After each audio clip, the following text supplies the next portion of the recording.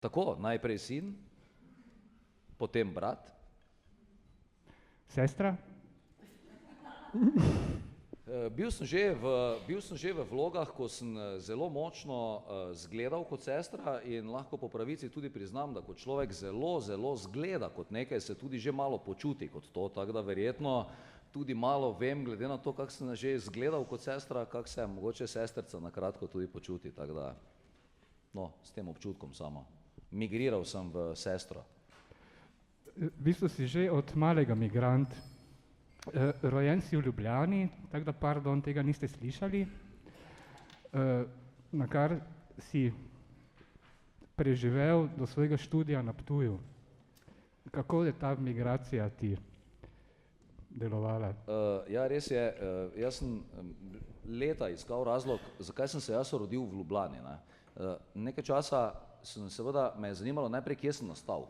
In sem rabo kar nekaj časa, da sem mamo pa očeta nekako mirno vprašal, kje sem jaz nastal, kaj vidva približno, kje sem jaz nastal, da bi prav vedel točko, kjer si nastal, točko izvora. In nekako smo neko približno lokacijo nekako lahko definirali, kje bi to lahko bilo, na nekem kavču pač in to, kje.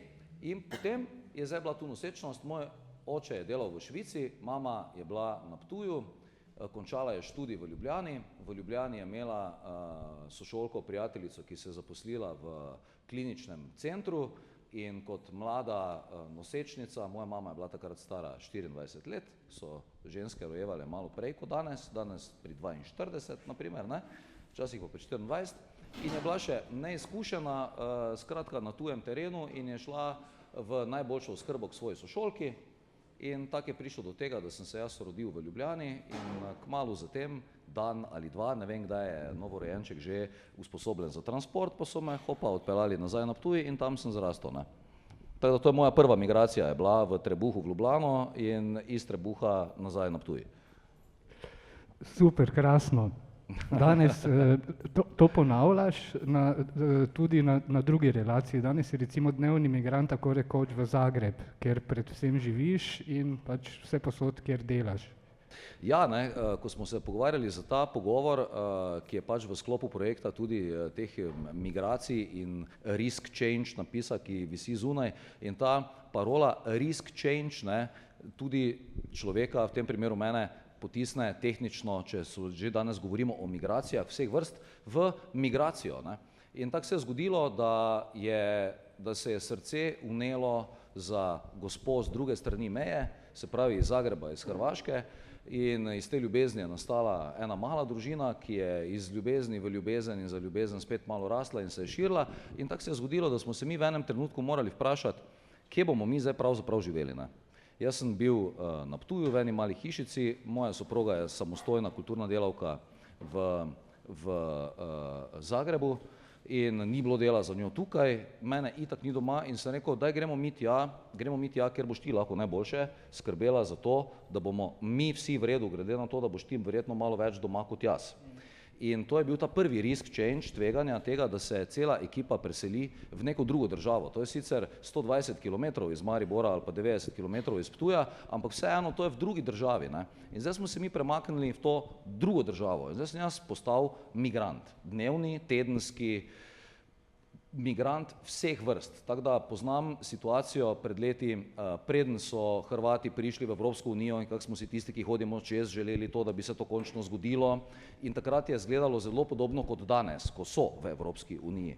Se pravi, tako je zdaj spet postalo. Potem je ta Evropska unija prišla, začutili smo na meji migrantje neko pretočnost, malo lažje je šlo in to kar nekaj gre. Se pravi, človek živi v dveh realnostih. Jaz, ko prestopim slovensko-hrvaško mejo v smeri proti Zagrebu, naenkrat slovenska realnost za mene postane fikcija. Tega več ni. Zato, ker tam nič od tega, kar je v Sloveniji res, tam ni res. Tam ni nič res. V Krapini noben ne ve, če v Mariboru dobiš anestezijo ali ne, ali koga to zdaj zanima, koliko je Maribor špil, nič, ne ve nič. Drugo je, pa samo 5 korakov razlike. Hkrati pa vse to, kar je za njih res, ko jaz prijem tja za en dan, naprimer, pa za mene ni res, ker se pa mene nič ne tiče. Kaj se zdaj z Agrokorom dogaja, pa tam kaj nekaj delajo, pa kjer je tam prijel neko podkupnino, pa koga so dobili, pa koga niso dobili, gledam po televiziji in naenkrat vse postane fikcija. jaz pa migrant med realnostmi, medijskimi in državnimi, tako rekoč.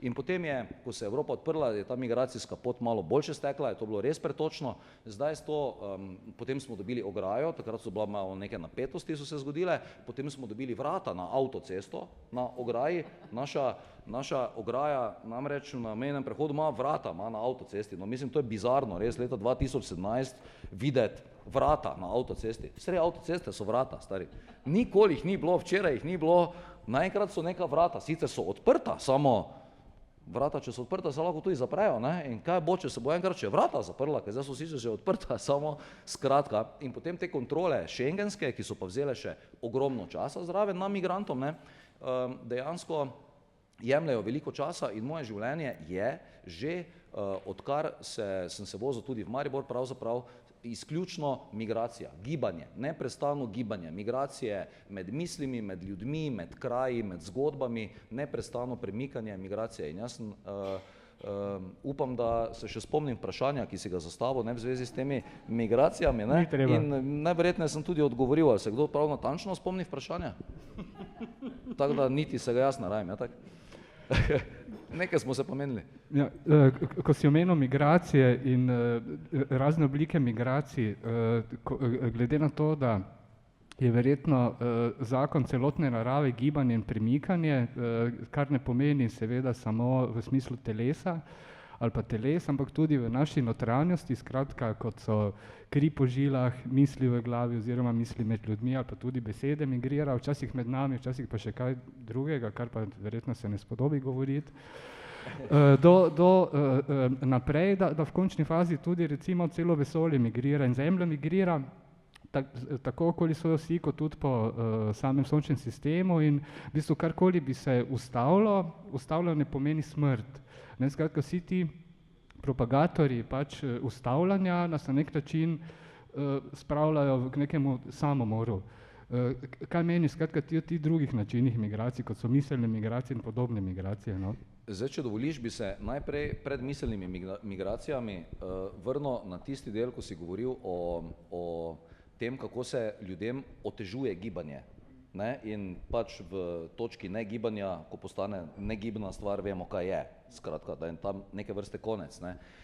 To, kar se trenutno dogaja na naših mejah, za nas, ki redno hodimo čez, zdaj ne govorim za ljudi, ki ne hodijo redno čez, ampak predstavljajte si, da imate v življenju neko pot, naprimer, da je to pot do službe, ali do trgovine, ali do doma, kjerkoli, neka pot je, 100 kilometrov nekam in zdaj nekdo vmes naredi neko mejo naenkrat, v redu, narava je itak ne razume, pravo in države jo razumejo in ti jo razumeš, ker si civiliziran, razumeš, meja je, more biti, tu je tam je drugače in ta meja je vedno bolj zaprta, gibanje je zmeraj težje in zgodilo se je to, da v zadnjih 2 mesecih, naprimer, odkar smo mi zdaj res začeli kontrolirati teroriste, ki zapuščajo Evropsko unijo, tudi ne samo, ki prihajajo, tudi tiste, ki grejo, mi kontroliramo vse in kontroliramo mi in čez 1 meter kontrolirajo še oni, tako da je 2-krat prekontrolirano, če bi se vmes kaj zgodilo. To je tako prekontrolirano, da ko priješ skozi, se res čutiš prekontroliranega v nulo, samo nihče ti ni prtljažnika odprt, tako da bombo lahko imaš pa vse eno noter, razumeš? Ti, če si prišel prek, če imaš vrejo osebno izkaznico, lahko peleš kaj češ. In zdaj čakamo še to, da bojo nas začeli nazaj gledati, ker nima smisla,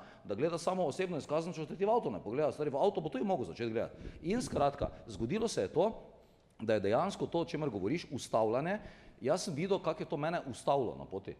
In začutil sem, mogoče tudi zaradi konca sezone, kako je postalo naenkrat marsikaj veliko težje. Se pravi, težje naredim to pot, težje se odločim za njo, več energije me stane in dejansko je v neki lahkotnosti gibanja, v neki neobremenjenosti prehoda, pač hardvera čez neke meje, ki so luft, ne, mislim, se zelo čuti za tiste, ki hodimo prek mej. Se pravi, te meje bojo v vseh naših življenjih, jaz predvidevam, na nek način začele vplivati na vsa naša življenja. Ne samo Schengen, okoli po Sloveniji, pa Italijani, ki gledajo one, pa Madžari, one, pa mi rečemo, itak ne grem na Madžarsko, vredi, ampak to ne pomeni, da nihče ne hodi in da tisti, ki hodi, da se njemu življenje ni spremenilo. Itak ne hodim v Avstrijo, oni samo mahne, vredi. Ok, vredi, samo čakaj malo, enkrat ti bo rekel, stop sem, hopa, tu ostani in ti ne veš, zakaj in boš enostavno stal. On pa tebi pravi, odprt odprto je, ti pa stojiš. Mislim, malo je bizarno, da ti reče, odprto je, ti pa stojiš. On pa ima puško v roki, Nemec naprimer, ima puško v roki in ti samo v avto gleda notri in ti mahne naprej ali ti pa mahne desno v šotor, kjer te bojo na razum vzeli. Leta 2017, odprto je vse in ti rečeš, what the fuck, stari, kdo je tu nor, ne?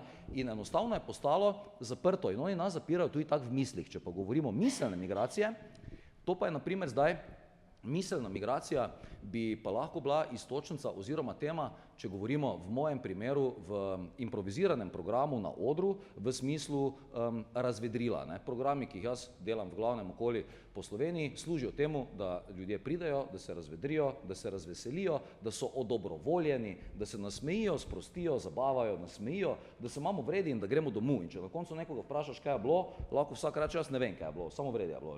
Mislim, enostavno se ustvari neko dobro vzdušje, iskanje točk, kjer lahko postane dobro vzdušje. In v dobrem vzdušju so pa migracije naših misli, če se mi vsi zamislimo, kako migrirajo naše misli, takrat, ko smo sproščeni, ko smo vredi, ko smo neobremenjeni, ko nam je vse eno, ampak ne negativno vse eno, ampak pozitivno vseeno. Ma pusti vse skup, ko se sprostiš, ko si lahek, ko si sproščen, ko si pretočen, ko si spontan, enostavno vse gre, kak naše misli, takrat, ko je telo sproščeno in duša, ko se sprosti, kak lahko ona migrira, kam vse lahko gre, na kako temo vse se lahko preklopi. Ti se lahko pogovarjaš o vsem, lahko se pogovarjaš o muzeju, o smrti, o krsti na meji, o Mercedesu z makedonskimi registracijami, ki je 15 minut je stal pred mano, 15 minut, lej domov greš, pelješ se iz sušilnice pršutov Dutovlje. Veš, kje je to?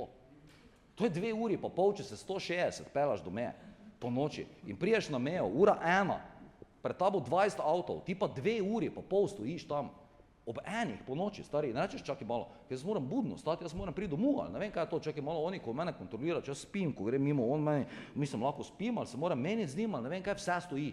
Ovi Turk poleg tebe stoji, ovi pred avtobusom, vsi vuni, stari, njih cat tiši, on ne mre, on 10 ur stoji na meji, iz fucking avtobusa 50 je not, veš, kak je zašvicano, pa njemu je vseeno, ki se bo poscal, res, on gre vun, oni se gledajo med sabo, samo stojijo vsi, znači, gled, stari, zdaj smo vsi ljudje in moraš enostavno, na televiziji pa rečejo, bomo inštalirali Dixije, stari, zdaj pa idi ti 2000 ljudi pa en Dixij, kaj bi šel v Dixije ali bi raši šel na travo, stari, ma na travo greš normalno, ne, in zdaj se to voziš, to gledaš, tam sredi noči stojiš in tebi enostavno ni jasno, pred tabo pa makedonski Mercedes, ki ima verjetno not krsto, ne, za mrtvece, nared oni, veš. In rečeš, ne, stari, napačna vrsta, veš, kaj vrst je ful, ne, in tako v trgovini se tudi na meji vedno v napačno vrsto postaviš, ne, hopa, v kjero gremo, totega mrtveca bojo spustili, kurac mojega bojo spustili, stari, mrtveca še le kontrolirajo, jebote, stari, mrtveca, fertik, živi, ljudje grejo mrtvec, vse se vstavi, ti pa živ zadi, deca ti doma spijo, rastejo, ovi mrtev v krsti pred tabo, ti pa ne mreš nikam, ker ovi mrtvega fakera, ne, spusti naprej, stari, ti pa po noči ob 2 na meji, stari, kaj si ti nor, ne, in tam stojiš, načeš, daj bodi dobre volje, no, daj bodi dobre volje, vse življenje je zanimivo, pičko materno, stari, vse je, gled, vse se ne, vsakemu človeku to zgodi, ne, in tam stojiš in zdaj pazi, nihče vun iz avta.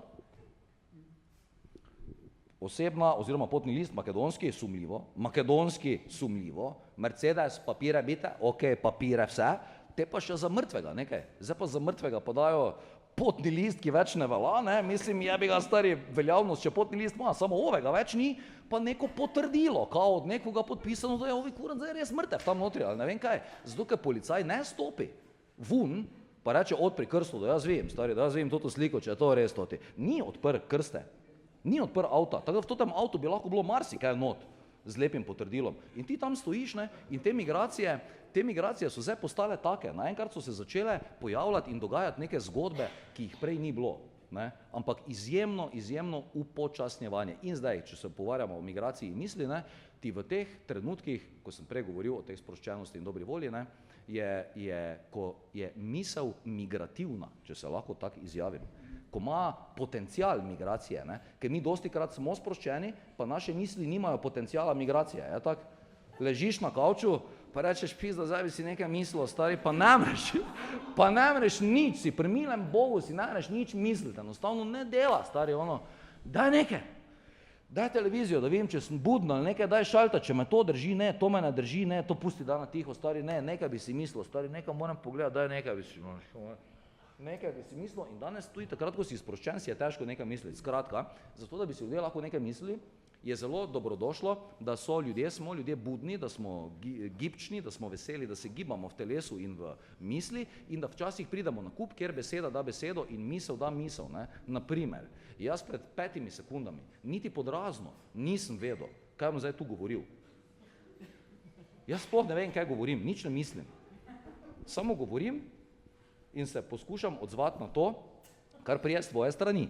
In zdaj, če dovoliš, da malo obrnemo žogico in če jaz tebe nekaj vprašam, bi rekel tak, najprej dovoli, da se predvsem spoštovano občinstvo, še enkrat dober večer, lepo zdrav, dobrodošli, da ste tu. Res lepo je, mislim, da si vsi lahko damo en lepi mali plusek, zeleni, že samo zato, ker doma ne gledamo televizije. Mi smo vsi risk change, mi smo vsi tvegali, ker doma vsi vemo, česa ne bi bilo. Vsi vemo, česa naj bilo doma. Tu pa ne vemo, kaj bo. To je drugače, je tak? Vedeti, vem, česa ne bo. Ali pa ne vem, kaj bo. Skratka, dali smo si priložnost v nekem risk change-u. Videli bomo, kaj bo. In, ko smo se pogovarjali o tem, moram povedati, spoštovani Peter Tomaž Dobrila, da mi je v veliko čast pogovarjati se s teboj. Hvala enako. In ne samo privatno in odprto in odkrito in naklonjeno, ampak tudi javno, ker je danes javni pogovor, tako rekoč, če dovoliš moje osebno mnenje, postal že neke vrste pravzaprav skoraj da umetniško dejanje, samo po sebi. Glede na to, da se danes ljudje zmeraj manj pogovarjajo, zmeraj manj je časa za iskren, odprt in odkrit pogovor, zmeraj manj je te odprtosti in enostavno prepuščenosti temu, da ne vemo čisto točno, kaj bo, ampak da bi se samo pogovarjali. In ko sem jaz tebe v Mariboru spremljal skozi leta in sem te večkrat srečeval na teh prireditvah in to, se mi je zmeraj zdelo, da bi ti lahko bil izjemno zanimiv sogovornik. Izjemno zanimiv človek za pogovarjati se z njim. Že nadaleč se mi je to zdelo. In leta so bila potrebna, da se je zgodila ta priložnost, ki se je pojavila, ko bi se lahko midva nekje pogovarjala. In jaz sem, brez da bi se midva pravzaprav poznala, tudi rekel, ja, želim si pogovor, pridem, upam, da bo v redu, verjamem, da bo tak in se veselim in skratka sem zelo vesel, da sem danes tu, zato ker se mi zdiš iskriv, zanimiv sogovornik. Ti bi moral imeti talk show na televiziji. Ali pa v živo v Mariboru. Talk show bi se imenoval The Peter Dobrila Talk Show. Live from Maribor. In to bi se streamalo, 10 ljudi bi gledalo tu, 10 ljudi ali 15 bi nas bilo tu, totalna ekskluziva, nobene gužve, lej, easy, šankec imamo, menimo se pa to in enostavno se menimo, kaj se pa menimo? Menimo se, zato ker takrat, ko je vzdušje sproščeno, kaj se zgodi? Ko človek išče smisel, velikokrat ni najbolj sproščen. Veš, ko iščeš smisel, kje je smisel, stari? Smisel, ti zelo sproščen, smisla ne moš iskati, ne. Lahko pri Arenini levo se mi zdi. Tam je, ali kaj? Ti si ga že iskal, zato si pa zdaj tak easy, že ki si ga našel, ja, tak, tam je, ti veš, ki je, ne. In skratka, ko pa je človek sproščen, takrat ni toliko važno, da so zadeve smiselne. In takrat, ko zadeve niso smiselne, tehnično, postanejo lahko zabavne, rahle, razvedrilne, čakre odpirajoče, misli migrirajo in čustva z njimi. Zato se mi je zmeraj zdelo tako zanimivo iskati priložnost, da bi se lahko pogovarjal s teboj, zato ker vem, da si tudi poznavalec in ljubitelj muzejev in mene zanima, tako odvedno, ko te gledam, pa te nikoli nisem upal, nisem niti mogel vprašati, ker ni bilo priložnosti, zdaj pa, ker se pač tu menimo, predvsem je, ne, bi te vprašal tako, odkot tvoja ljubezen do muzejev nasploh, kje se v človeku rodi ona stvar, da rečeš, muzeji me zanimajo še več kot to, hodim za njimi, hodim k njim, veliko sem v njih, največ jih vzamem, koliko jih lahko, takrat, ko nekam pridem, nič mi ni težko, noben me ne utrudi od teh muzejev in komaj čakam, da grem spet. Naprimer, odkot to pride iz točke nič do točke te pač, ki je na koncu bila opisana. To me res zanima kot človeka pri tebi. Hvala, pojma nimam. Ampak ja, to počenjam, se mi zdi, odkar pomnim in enostavno me potegne, ampak ne samo muzeji in galerije, ampak vsa umetnost, no, tako da spremljam tudi druge zadeve, ampak glede na to, da je danes Mednarodni dan muzejev, je čisto fino, če ostanemo na tej temi. Se mi zdijo neke vrste zame ne samo recimo vir znanja in estetike, recimo in umetnosti, ali pa tudi ene zgodovine in realnosti muzej kot taki, ampak tudi en navdih, en tak doživetveni in izkušenjski ambient, ki ga lahko v danem momentu užijem v skladu recimo tudi z, ali pa hkrati z lokacijo, na kateri sem, ker tudi to mi je zelo pomembno, ker so vsi muzeji prav hecno po vsem svetu različni, no, in tudi v Mariboru, ko grem občasno pogledati vse te muzeje, so čisto drugačni od vseh tistih muzejev, ki so pač drugod po svetu, bodisi v kakem mestu ali pa tudi izven njih, in to se mi zdi pri nas tudi zelo koristno. Recimo na Ptuju je največji regionalni muzej v Sloveniji, in to je seveda Pokrajinski muzej Ptuj, ki ima krasno zbirko inštrumentov na Ptujskem gradu med drugim, hkrati pa se še vedo tudi druge stvari, tako da kdor še ni bil, ali tudi če ste bili, pojdite tja. Ampak bom kar vrnil, glede na to, da si ti tudi človek raznih okupacij oziroma raznih delovanj. Poleg tvojih seveda gledaliških vlog, ki je tudi nekaj med njimi nagrajenih, potem filmskih vlog, recimo dobil si že Prešernovo nagrado za študentsko delo leta, mislim da 98, si takrat diplomiral tudi? Diplomiral sem malo kasneje, ker sem se bal enega profesorja, ki mi je pri zadnjem podpisu indeksa rekel, se vidimo na izpitu. In sta se videla? Pa sem počakal 2 leti, ker sem mislil, da bo pozabil. Je pozabil, ampak to ni nič spremenilo dejstva, da je bil še vedno isti kot pred 2 letoma. No, pol si tudi... Tako da je bilo to na izpitu je bilo zanimivo. S to Prešernovo nagrado pa je ta Prešernova nagrada je bila dodeljena celi ekipi za našo diplomsko predstavo, ne? In pač nekako si jo vsak od nas lasti 1/6, oziroma takrat, ko vsak sam reče, da je cela njegova. Zagotovo. Ampak dobili smo jo pa in pridobili skupaj za diplomsko predstavo, ne? To sem še hotel pri muzejih vprašati, če lahko nazaj. Jaz sicer nisem zelo pogost uporabnik muzejev, tega pa to. Pred časom sem imel možnost poti v Stuttgart na predstavo k našim Slovencem. Imel sem dan pred predstavo, sem imel čas do večera nekaj narediti in jaz rekel, grem v muzej. In ker je moja domišljija malo bolj ozka, sem rekel, grem jaz kar v Mercedesov muzej. Za začetek bom jaz to umetnost šel pogledati, umetnost nastanka gibanja avtomobila, sicer je to zelo tehnična stvar, ampak zelo umetniško počutil sem se kot v umetniški galeriji, noter res brez problema. Hkrati pa me zanima naslednje. Mene je ta obisk tega muzeja namreč zelo utrudil, tehnično. Jaz sem ven prišel utrujen, jaz sem bil, ko sem prišel ven z tega muzeja, sem bil srečen, da sem ven. Mislim, po eni strani sem bil tudi srečen, da sem bil not, da sem izkoristil priložnost, ampak me je utrudilo, ne. Zdaj pa sprašujem, ali je to samo vsled tega, da jaz nimam kondicije obiskovanja muzejev, ali muzeji lahko res utrujajo in kako je možno, da na primer ti zdržiš 7 muzejev na dan. Kako je to možno, če je mene en muzej me tako vničil. Najprej so mi porili v roko neke slušalke, sploh nisem vedel zakaj. Te pa daj neče že, ali kaj, nekaj, in potem ne veš, kako si to naštelaš, pa to z nekim liftom te nekaj peljajo gor, te vržejo ven in zdaj se avti začnejo. Ok, ti malo gledaš, iščeš, kje dela, ne dela, rečeš, ko je vse skupaj, ok, bom jaz samo gledal, pa je. In zdaj gledaš in vidiš v glavnem, jaz sem videl, vsi ljudje so samo fotografirali sami sebe v muzeju. Nič pravzaprav ni gledal vse, kaj je bilo pred njimi, ampak vsi so gledali to, kaj je pred njimi, tako da so se stran od tega obrnili in da je to bilo za njimi in da so oni bili pred tem, ne. Čist hecno zgleda, ko nihče ni avta gledal. Vsi so gledali v telefon, na fotki je bil pa avto poleg tistega, ki je prišel v muzej.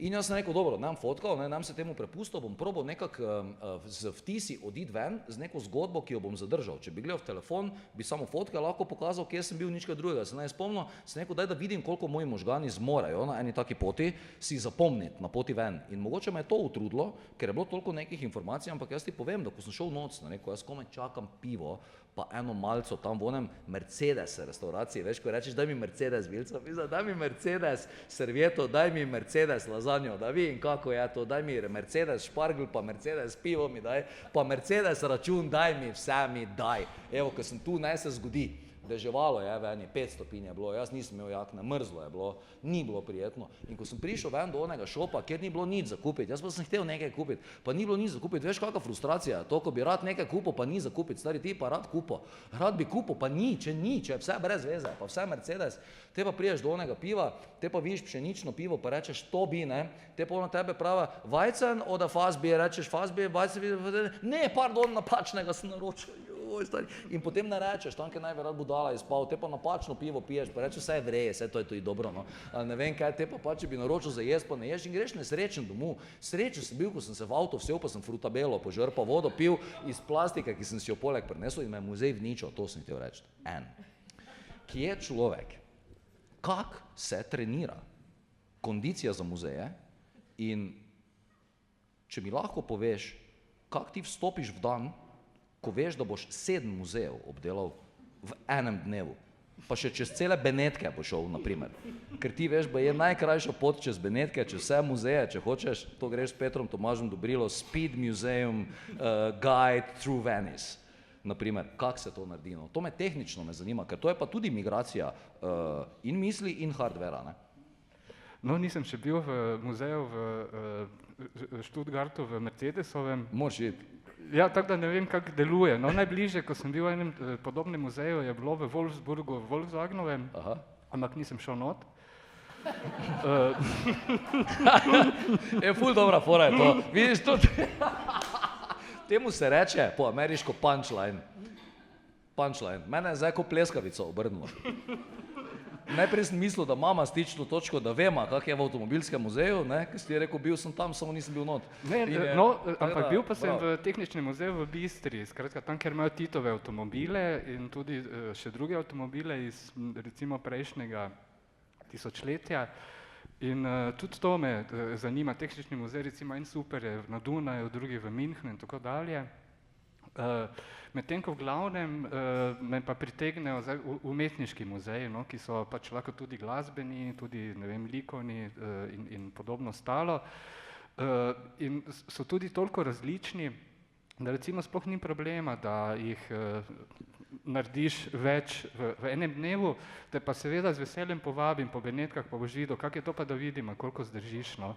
Zdaj, ker nekaj, tudi Bienale se je začel, 57. najstarejša likovna prireditev na svetu že od 19. stoletja naprej in obenem je pa tam zagotovo, ne vem, vsaj enih 100 razstav, tako da lahko poljubno zbiramo, kjerih 10 v enem dnevu se da videti. Na osnovi česa zbiraš, ne? Mislim, ta izbira, ne, ki nam je danes dana v svetu, ne, v supermarketih, tudi v umetnosti, ti lahko vse posod zbereš. Izbira je tako širna, to polje je tako veliko, ponudba je nepregledna pravzaprav, ne, in tu se zdaj pojavi po nekih teorijah tesnoba. Če ima človek preveč možnosti na izbiro, naenkrat več ne ve, kaj bi. Se pravi, mene zanima, zdaj s tem, ko beseda daje besedo, kako v tej silni popravi 100 razstav v Benetkah, naprimer, jaz če bi prišel v Benetke jaz. In zdaj bi stal v Benetkah, na onem trgu, najprej bi rekel, kaj zdaj bom, ne. To najdražjo kavo, ali to ti stolp, ali nekaj, ali most dihljajo, ali nekaj to, kaj pač čuješ. Greš prvi v muzej. Tako, in zdaj, če greš prvega, greš prvega in si bil not in se nekaj zgodi. In kak jih zbereš, no? Kak začutiš to, da tam, kjer je vse to možno, iti nekam not, kam boš stopil, ali enostavno samo stopiš in ko priješ ven, je to bilo to, kar se je zgodilo, ali ti vstopaš namerno nekam? Ne, mešano, no, tako da recimo ponavadi v načrtu je dosti manj tega, je enih par stvari, ostalo pa se najde na poti in zdaj, če se pač najde na poti, je to poti, ne moreš mimo. Enostavno greš še s potoma, še kam. Ali je muzeje treba znati obiskovati, tako recimo, ko človek dosti hodi, pa to lahko reče, da za muzeje obstaja neka strategija, kar obiskovalec muzeja naj nekako naredi, dela in misli, zato da bo muzej, da bo obisk muzeja uspešen in da ga ne bo vničilo in da bo lahko šel še v kakšen muzej. Ali to obstaja?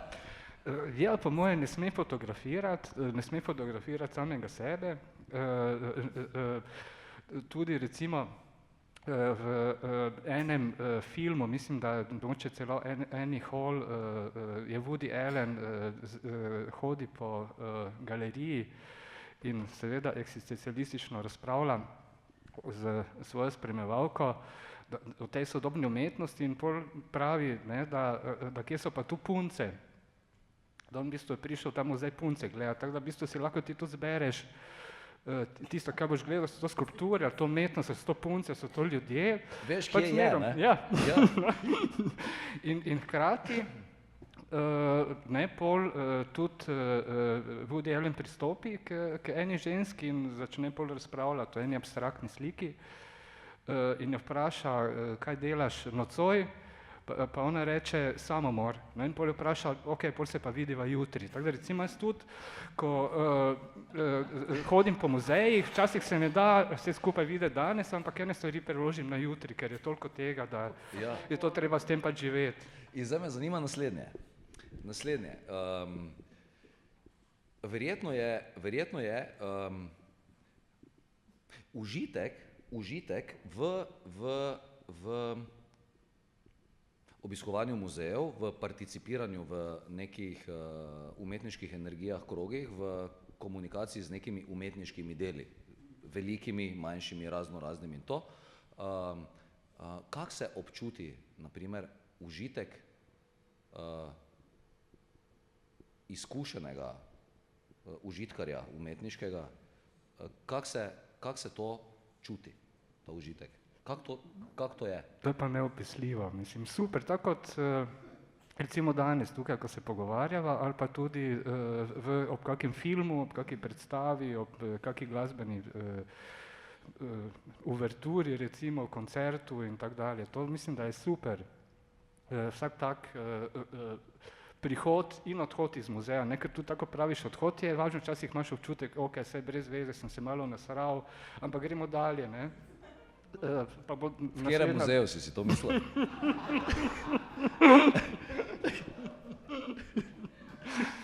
Večkrat že, tako da.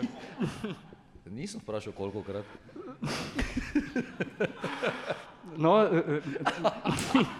vidiš, kako si lepo diskreten. Še muzeja, ki te ni čisto točno pustil srečnega ven, ne boš izdal, ne? Da si mi ne bi kaj slabega mislili o njem. Res je. Tako da danes je vseeno mednarodni muzej. Ne bom vztrajal na tem, dovolj je že to, da vem, da niso vsi dobri. Ne, v glavnem niso pač noter določene razstave ali pa karkoli, ki bi bile recimo v enem določenem trenutku mi po godu ali pa karkoli, se to lahko tudi od mene odvisno. Tako da najprej pol malo sebe mučim, da kaj mi tam not ni pasalo, ta introspekcija, pa rečem, ok, in gremo dalje in se bolj potolažim na nekem drugem recimo prostoru. Hvala lepa. No, od muzejev, ne, pa v tvoje vseeno delovanje, ki je nekje ne samo povezano recimo z igro, z dramo, z gledališčem in s filmom, ampak tudi z glasbo. Ne, ti si recimo tudi v predstavi, kdor je videl SNG Maribor Bebop, ne, tudi odličen glasbenik. Kitarist, pevec? Zdaj tak je. Glasba je ena fantastična stvar.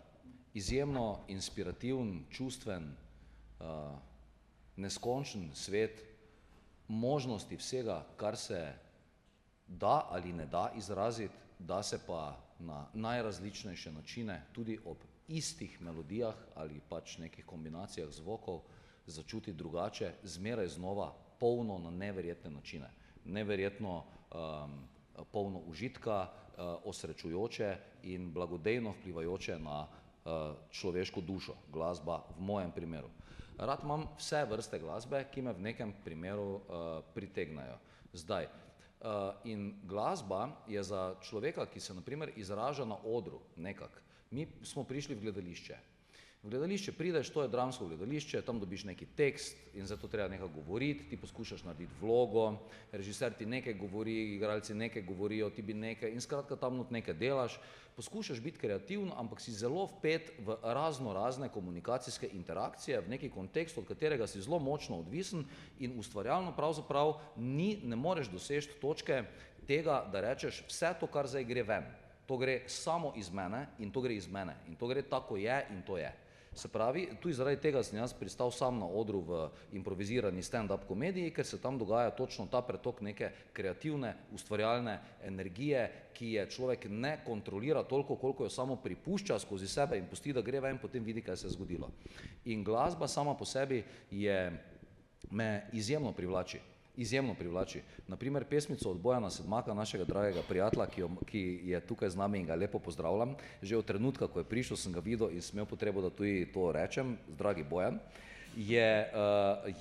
Bojan je v vsej svoji ustvarjalnosti, enkrat je nekje do mene prišla Bojanova pesem.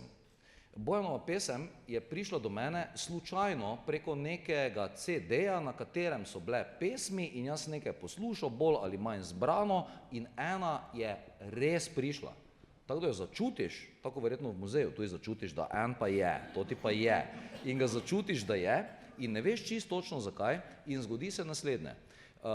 Kombinacija ritma, glasbe plus poezije, ki je sama po sebi pisana, se pravi iz čustev preko racija tehnično na papir ali računalnik in postane dvodimenzionalna, dana v interpretacijo trodimenzionalnosti prostora, zraven pa še prija muzika, ki prostor razprostori, tako rekoč, in je to lahko kjerkoli na planetu Zemlja ali pa vesolju. Je tako, Bojan? Skratka. In ta glasba je pri meni naredila to. Kasneje sem dobil črke, potem sem se v črke poglobil tehnično, ampak mene je to pritegnilo toliko, da jaz vem, da enkrat vprašanje, kako dolgo ta glasba rabi, da dozori in da dokot ona pride.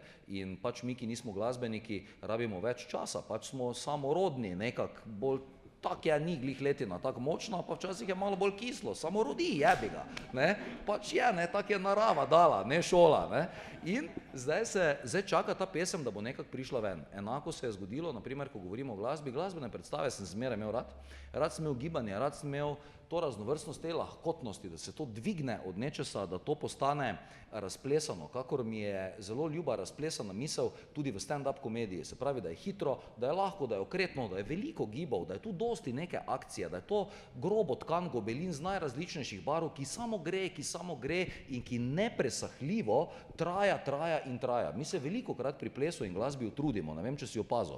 Če bi zdaj moral iti plesati sredi komada, bi ti že rekel, stari, koliko refrenov ima to ta pesem, stari, kdaj bo tega konec, ki je to? Enako pri polki slovenski, ko dela to veš, da je začetek. Potem pa ti za malo greš plesati, te pa je in ko že drugič in potem že tretjič in zdaj ne veš, koliko je do konca, stari, ti ne veš, kdaj bo konec komada, ti se ne veš, kdaj se orientiraš, kje je cilj, stari moj, dokot mi tečemo. Mi se že zelo hitro začnemo spraševati Slovenci, kje je konec. Kako dolgo še, stari, kdaj je konec tekme? Naši fuzbalerji, takoj, ko je začetek, rečejo, koliko še do konca, stari, 89 minut pa 89 sekund, skratka, mi gledamo, kje je konec. Mi ne gledamo, stari, daj leti, samo videli, kot bomo prišli, ampak kje je konec. In zdaj ta muzika, sama po sebi, na odru, ki smo jo prizarjali, je zmeraj dobro funkcionirala. Danes je v teatru zelo veliko predstav, ki uporabljajo zelo veliko glasbenih točk, ker je gledališče to spoznalo.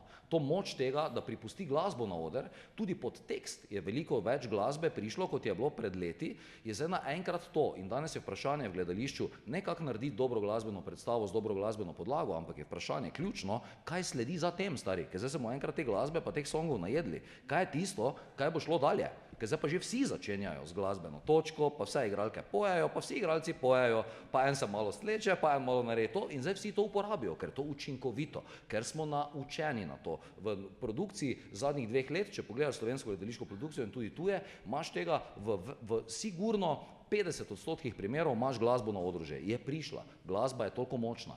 In zdaj sem jaz pred leti vzel v roke Prešerna, ne? In moje glasbeno znanje je, bi rekel, zelo skromno.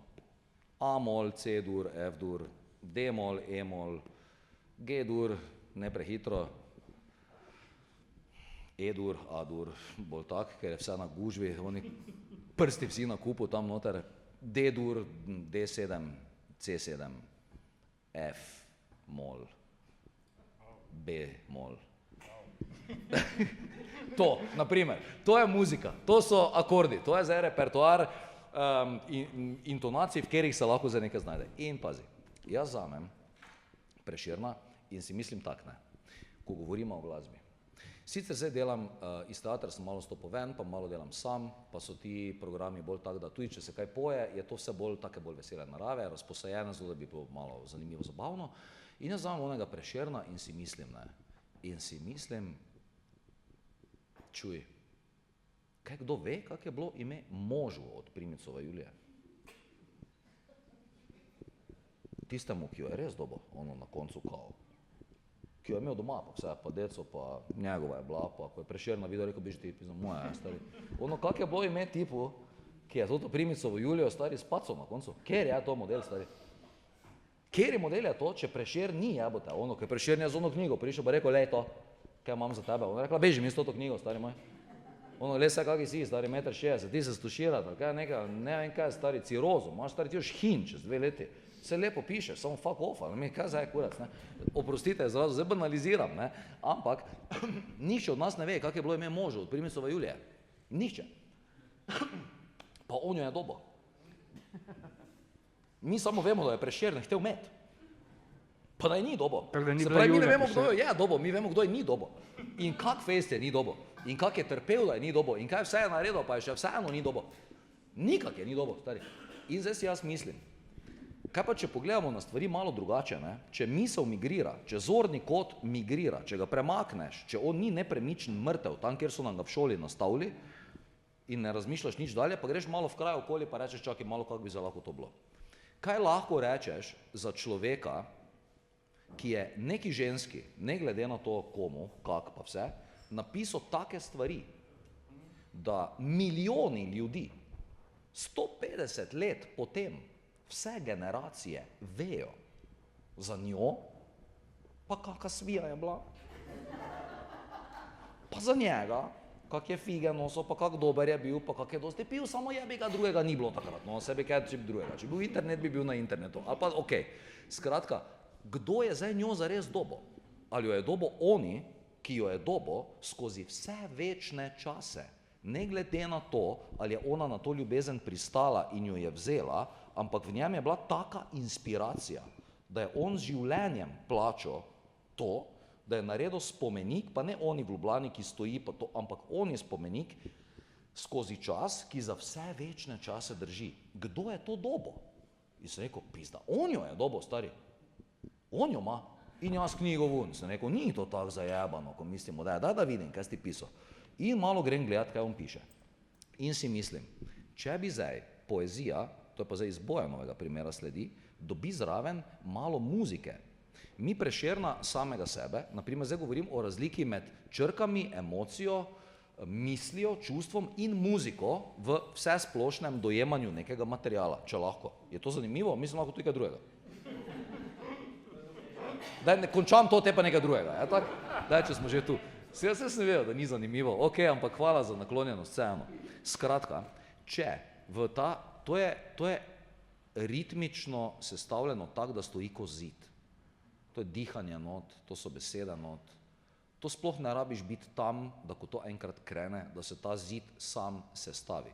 On je tak narejen, toliko je premišljen, toliko je napisan, zdaj pa mi mislimo, da je Prešeren zamorjen, da tega ne moreš dosti poslušati. Poezije nismo navajeni poslušati. Če ti nekdo 2 pesmici recitira, pri tretji že oči tako vrtiš, da reče stari, prosim, ok, če si res naklonjen in natreniran kot ti za muzeje, lahko zdržiš več. Se pravi, mi nismo navajeni dosti poezije na dan sebe vzeti, ker nismo natrenirani, ni taki čas. Ni časa za poezijo, rabiš čas, da ona nastane, da ti z njo si in da ti z njo si takrat več, kot tu z njo nisi. Še vedno ona mora s tabo biti tam nekje, se pravi, mora v tebe nekako not priti, kako danes to v nas pride. In jaz sem rekel, jaz bi dal zraven neke muzike. Moje glasbeno znanje je zelo skromno, ampak če vzamem besedilo in moje skromno glasbeno znanje, rečem, jaz bom to pač tako trenutno zmorem, poskušal nekako dati skup. Meni ne more tega dati skupaj en glasbenik, ker bo drugač, ko bi jaz dal skup. Jaz pa ne morem dati tako bi glasbenik, ker ne znam. Se pravi, kaj lahko naredim? Pripustim malo glasbe v ritem taki, ko je, in naenkrat celi material postane malo drugačen. In glasba je tista, ki lahko odpira pot skozi interpretacijo, če jo pustiš not v to, kar govoriš in kar čutiš in kar gre prek, lahko širi polje in odpira neverjetne možnosti, muzika, lahko pa samo muzika prava, v pravem primeru, ko ti rabiš neki občutek, tebi pomaga, ko pride v tebe in te preplavi z nečim, kar ima, da ti prideš na neko tisto stanje uma in duha, ki ga v nekem trenutku za začetek rabiš, da bi se komunikacija začela dogajati. In tu je glasba izjemno inspirativno energetsko polje, ki se mu jaz z veseljem prepuščam. In na odru, in v avtu. Doma pa v glavnem ne. Si že izdal CD? Nisem izdal CD-ja, ne, se veš, kak je, včasih človek misli, da mora izdati CD, pa napisati knjigo, pa to, pa misliš, da moraš napisati knjigo, pa narediti premiero, pa misliš, da nekaj moraš. Potem sem pa začel hoditi k eni maserki, specialistki v belem plašču, pa to tehnično, zelo prijazno, vse vikanje, pa tako strogo, pa tako, pa to. In vse tako mora biti in ona medtem, ko pač dela po hrbtu nekaj, vsake toliko, ko dela s telesom, tudi nekaj reče zraven.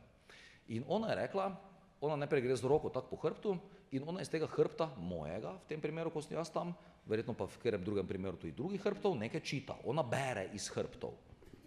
In ona gre z roko po tebi in ti čakaš oni trenutek diagnoze, veš, anamneza, ko ti bo povedala, kaj je s tabo, ne. Ker tebi je ful dobro, ko tebi nekdo drugi pove, kaj je s tabo. Da se ti lahko strinjaš, ja, ali pa rečeš, ne, se ni tako, ampak da tebi nekdo drugi pove, kaj s tabo je. Danes ti za nekomu začel govoriti, čuj, mene nekaj zadnje boli, daj zmasiraj. Ne, ona reče, daj vležite se, pa bomo videli, kaj je. Rečeš, to ja, ok. In zdaj ona reče, vi v vašem življenju prevečkrat mislite, da nekaj morate. Da nekaj moraš. Da moraš to, pa da moraš to, pa moral bi to, pa to moraš, pa to, pa moraš, pa to, pa to, pa to, pa to, pa to, pa moraš to, pa to bi moral, pa to moraš, pa stari, pa to bi moral, pa to moraš, pa to moraš, pa ne to moraš, to bi moral, to moraš, to boš, to moraš, to si, to moraš, to si mogel, to normalno, to moraš in vidiš, da teh morašov, da jih je ful morašov. Ko ti nekdo reče, stari, na moraš je, malo pazi ti v life v svojem. Sami Mađari, torej. Ja, ne, sami moraš, stari, in rečeš, ki si vse moraš. In naenkrat si moraš in rečeš, ok, te pa nič ne moraš, dobro vrej. In zdaj ni važno, CD, muzika, knjiga, se pravi neki končni projekt. Jaz enostavno danes nisem v stanju, tudi naprimer v svojih izvedbah programa po Sloveniji, nisem v stanju definirati nekega končnega cilja in da rečem, to je neka končna stopnja, kjer je zdaj to in to je to, pika. Se pravi, ni pike, nobene pike ni, non-stop je še nekaj naprej gre, vsaka beseda posebej pade, vsak odstavek ja, ločil ni v mojem življenju, ni ločil. Mogoče samo kakšni presledki, kakšni vezaji, vsake toliko, da vidiš, da je povezano, ampak ni ločil, ni polen pod noge, vejc nobenih, pik ni, razen, če je res potrebno, ampak to vse gre samo naprej. In zdaj, ne morem priti do končnega cilja, jaz enostavno samo v sebi ne morem reči, izdaj CD, pa to pomeni tehnično. Posnemi, idi v studio, zmiksajte, zmeni se z nekom, da bo, oni te bo nategnil, te boš pa ti sam plačal, te boš pa to imel, te boš pa imel CD, pa boš rekel, CD sem naredil, CD je vuni, dokumentirano je za večno, za vse ljudi, ki bi jih to mogoče zanimalo, to ta plastika bo pa čez 20 let itak propala in itak nima smisla, brez veze vse, kaj delaš. Naprimer, če bi si rekel tak, ker pač ta medij, na katerega mi prenašamo to, ima rok trajanja. To ni za večnost. Prešeren je dal na papir, vidiš, najbolj retro medij, pa najbolj dolgo drži. Le kako dolgo drži papir, kako dolgo držijo platna, zdaj nekih slik pa to, ne. Zdaj ta glasba, ki jo pa mi ujemamo, kam jo mi ujamemo? Zdaj, če bi jo jaz lahko ujel v partituro in jo ujel v mislim besede in na papir in jo dal tja nekam, pa zato ni knjiga, bi rekel, zdaj ona stoji, kdorkoli jo rabi, jo lahko tako vzame. Če pa je glasba, jo lahko čuje in jo lahko povzame, da se razumemo. Ampak jaz enostavno ne morem priti do tega. Edino, kar zmorem je, da rečem, nič gremo delati. In pokličem neke sodelavce, ljudi, s katerimi rečem, da bi lahko bil na odru skupaj, ker je, ko se človek navadi biti sam na odru, je težko biti z nekom na odru. Težko je. Zaradi tega, ker si navajen celi prostor držati sam. Čisto kot doma. Še posebej v improviziranem programu. Če program ni improviziran, je to toliko lažje, ker se ve, kdo kaj naredi. In zbereš ekipo in zdaj se je zgodilo to, da smo mi vzeli poezijo in je poskušamo nekako v njo dati neko glasbo not z neko zgodbo. Ali ima to cilj in smisel in kaj bi to na koncu rado bilo, jaz tega ne vem. Jaz ne vem, kako bo, ko bomo mi to 23. julija na Ptuju izvajali. Ker jaz zato, da bi to naredil, sem se z nekom mogel zmeniti, da to bo. Drugačno je bilo. Ker zdaj vem, da moram. Ker mi je ona rekla s hrbta dol, da jaz moram. In zdaj jaz vem, da moram do 23. to spraviti nekako ven. In zdaj mi to delamo, ne vemo pa, kaj bo. In ravno ta možnost in svoboda tega ustvarjanja na neodvisnem terenu, se pravi, kjer se jaz zdaj trenutno nahajam, to, da jaz nimam trenutno pritiska na svojih osebnih projektih, ki jih tudi plačam sam, pa vse naredim sam, kar je treba, se pravi popolnoma neodvisno, nikomu nisem nič dolžen razen sebi in svojim prijateljem, nimam nobenega pritiska pričakovanega rezultata.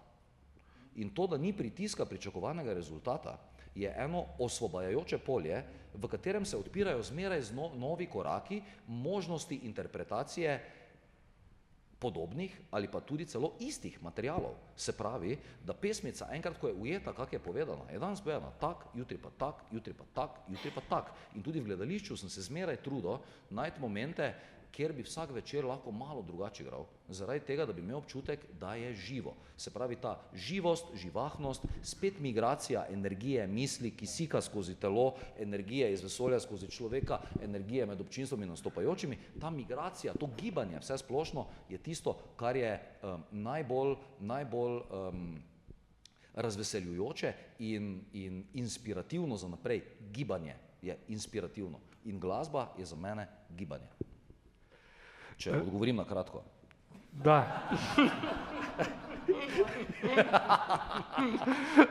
Oh, yeah!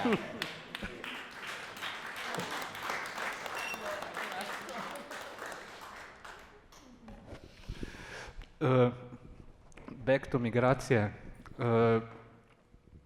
Poleg tvoje geografske, recimo, umeščenosti, je tudi že načeta tvoja medijska umeščenost, ampak v tem primeru pač po glasbi me zanima tvoje v bistvu dramaturško oziroma dramsko pisanje. Za sabo imaš, koliko vem, 3 drame, zdaj mogoče že kako več. Kdo je Mamojebec, Kočrički umolknejo, Novinek 2, pri čemer, ne vem, če ni Ovinek 2, tudi neke parafraza Ovinka 1 drugega avtorja.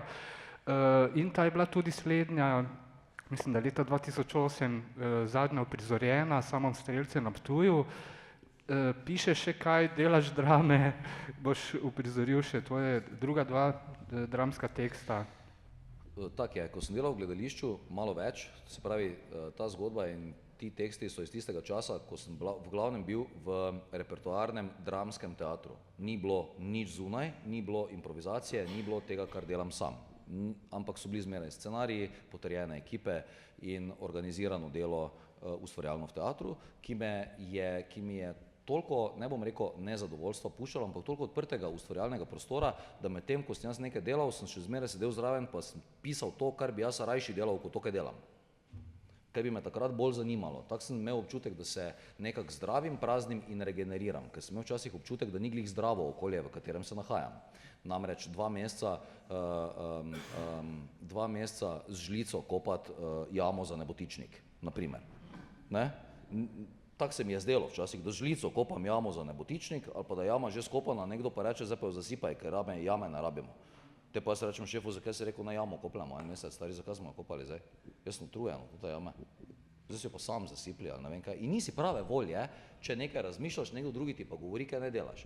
In sem nekaj začel pisati. Jaz nisem neki pisec, ne. Replike v tem, kar sem jaz pisal, so zelo kratke, te igre bi zelo bile težko uprizorljive, dialoško bi bile zelo naporne za igralce, ki si jih nikakor ne bi mogli zapolniti. Zaradi tega, ker je dialog teče na ta način, kot če bi zdaj hotel odigrati to, kar se midva pogovarjamo. To bi izjemno težko bilo, če bi zdaj mi to napisali v tekst, kar je tam posneto, in bi ta tekst prenesel v gledališče in bi ga dal 2 igralcema in rekel, čez mesec dni to povejta, tako kot tu piše, bi to bilo veliko težje, kot je nama zdaj. Se pravi, midva ustvarjamo improvizirano vsebino energije trenutka in dogodek je odvisen, tekst je odvisen od konteksta tega, kar se med nami dogaja. Dramski tekst si pa ti predstavljaš naprej neke slike, neke situacije in zdaj ima to neke zakonitosti, neka pravila, ki jim je treba slediti in ki jih jaz ne poznam dovolj dobro, ker sem se v igrah v glavnem koncentriral samo na prizore, v katerih sem jaz igral, na one prizore druge ne toliko. In dostikrat nisem vedel tudi, zakaj v igri gre, enostavno, ker nisem imel časa, stari, glej, jaz sem mesar in to je to, jaz igram sceno v mesnici in kaj se pa drugo dogaja v igri, pa ne vem čisto točno. Mislim, zakaj, vse mesar tudi ne ve, kaj se dogaja v drogeriji, stari. Se pravi, če hočeš dobro mesarja odigrati, ne smeš vedeti, kaj se dogaja v drogeriji, ker on ne ve. Naprimer. In se vlečeš ven na to. In sem zdaj nekaj pisal. In zgodi se to, da potem začneš delati svoje stvari in želiš pisati in želiš nekako to dokumentirati, loviti in videti, kako to zgleda od zunaj, kako to zgleda, ko je napisano. Ampak to, kar se govori in se napiše, ne gre tako lepo skup, zaradi tega, ker je žanr, kreacija sama, je iz tega, da se govori, ni ideja počelo tega, da se bo napisalo, ampak je ideja, da bo izgovorjeno in če zdaj to napišeš, ni več isto. Skratka, za pisanje moraš iz niča iti pisati, nekako. Moraš znati iz tišine to napisati, ne iz tega, da nekaj poslušaš, kaj je nekdo govoril, pa zdaj to pišeš, prepisuješ, delaš transkript nečesa. In tu nisem bil tako dober, veliko časa to vzame. Super se mi je zdelo polje ustvarjalno, ko sem si predstavljal, kaj bi se dva, ki za mizo sedita, lahko vse menila, da se 1 uro ne bi menila nič pametnega, pa da bi vseeno bilo okej. Zato, ker takrat, ko hoče biti zelo pametno, se gledalci dostikrat neumno počutijo zraven. Zato, ker ne razumejo, čisto točno, če je prepametno. In ti v enem trenutku gledaš igro in padeš ven. In jaz na odru čutim, da gledalci rečejo, what the fuck, stari, mi več ne vemo, zakaj se gre, kdo, stari, kaj se grete, kaj je to, kako dolgo že, to ta igra traja, stari, kaj hodite, vedno bolj počasi. In mi se nekaj delamo, ker smo se tako zmenili, pa vsi mi vemo, da tako ni, on ne ve in smislo. Boljše te, da se menijo neke brez veze, pa da je bolj dinamično, pa da je hitro, samo da se non-stop nekaj dogaja, se smisel naraj biti. In moje te poskusi pisanja so popolnoma brez smisla. Nima nobenega smisla, ni, brez veze, vse skup, če bi rekel tehnično. Ampak jaz sem to rabo za trening, ne? In je dejansko pride do tega, da človek se poskusi nekako trenirati to, da bi se lahko znal izraziti iz duše in misli preko rok ali pisala na papir ali v neki drug medij, ampak ubesediti to, kar čutiš, je velika vrlina, se mi zdi, in trening, ki bi si ga lahko človek za wellness samemu sebi vzel, kot trening, tako hodiš na fitness biceps nabildat, da je biceps taki, ko je, bi lahko rekel, jaz imam govorni zaklad, besedni, poetični, pa rime mi kar dobro grejo, ker jaz pa hodim na rime popoldne, mi rime delamo iz SSKJ-ja, malo rimamo, stari, in če treba reči miza, jaz rečem takoj ziza, stari, ono ni dolgo treba čakati, je banalna, ampak ni analna, hkrati je pa nekako bi rekel, da bi bilo že nekaj na alna, zdaj nimam več dalje, ampak če bi zdaj lahko govoril besede na alna, kanalna, banalno sem že rekel in da lahko tudi ponavljam, jih zdaj nimam, ampak če bi jih imel 10, bi to lahko bilo zanimivo. To bi lahko bilo zanimivo. Tako je zanimivo, ko vidiš na plaži enega z mišicami, je tudi zanimivo, ne?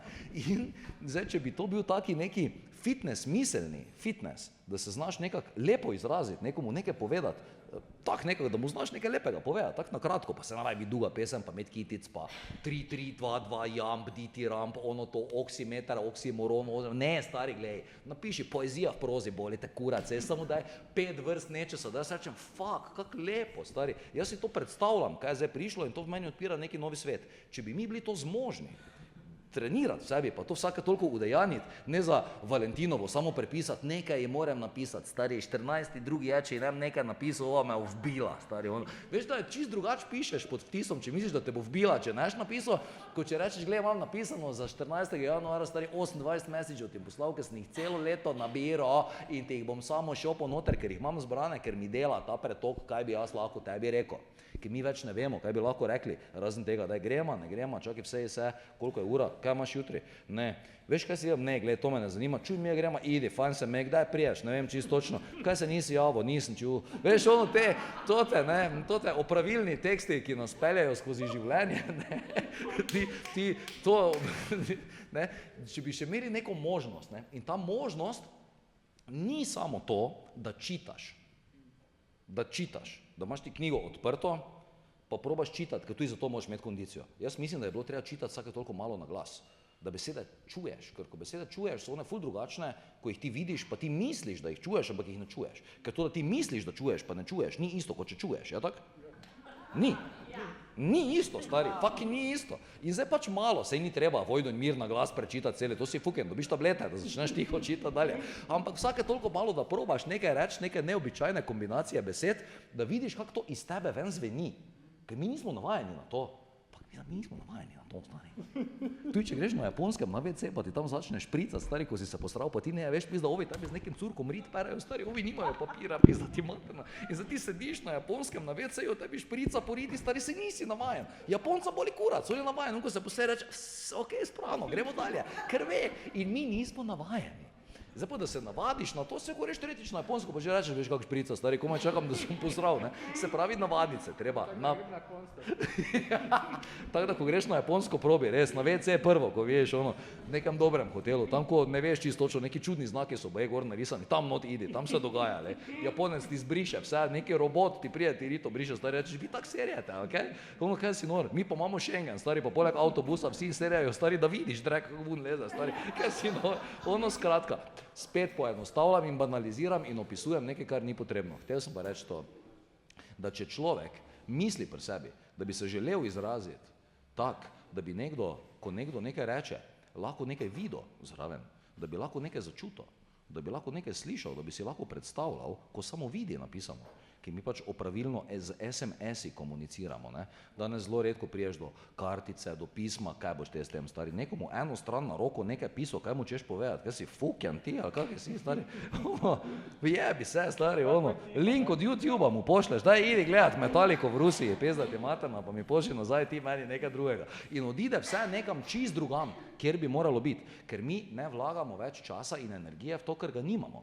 In tu se mi zdi umetnost super, ne, zato ker odpira, ustavlja čas in ker daje kreaciji to možnost za izraziti se na različne načine. In tu se mi zdijo besede pomembne in to pisanje in ti drobni poskusi tega, kar se dogaja, služi ravno temu, da jaz samega sebe v trenutkih, ko imam malo časa, poskusim na nekaj trenirati. To niso rezultati, to so samo poskusi tega, da bi se žuželka še gibala, tudi če že na hrbtu leži, da še vseh 6 nog malo dela, pa da vsaj misli, da nekaj še nekje je, da se ne pusti čisto točno zapreti temu, da tebi nekdo drugi pove, kaj je.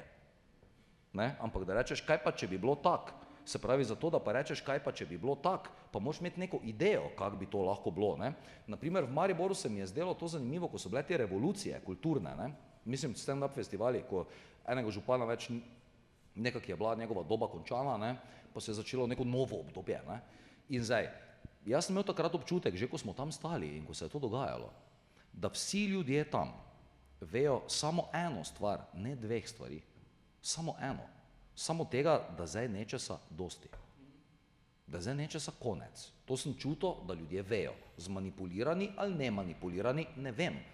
Čutil in verjel in vedel sem, da pa nihče hkrati ne ve. Kaj zdaj, stari? Ko bo to ti šel z pisarne vun? Kaj pa zdaj? Kaj pa je the next step? Se pravi, tu pa rabiš domišljijo, ustvarjalnost, tu moraš videti nekaj, česar še ni. Če pa prepustiš samo temu, kar je, pol se pa zgodi, kar se je zgodilo. In zdaj rečeš, a to je to? A tak je to? Tak je to, ja.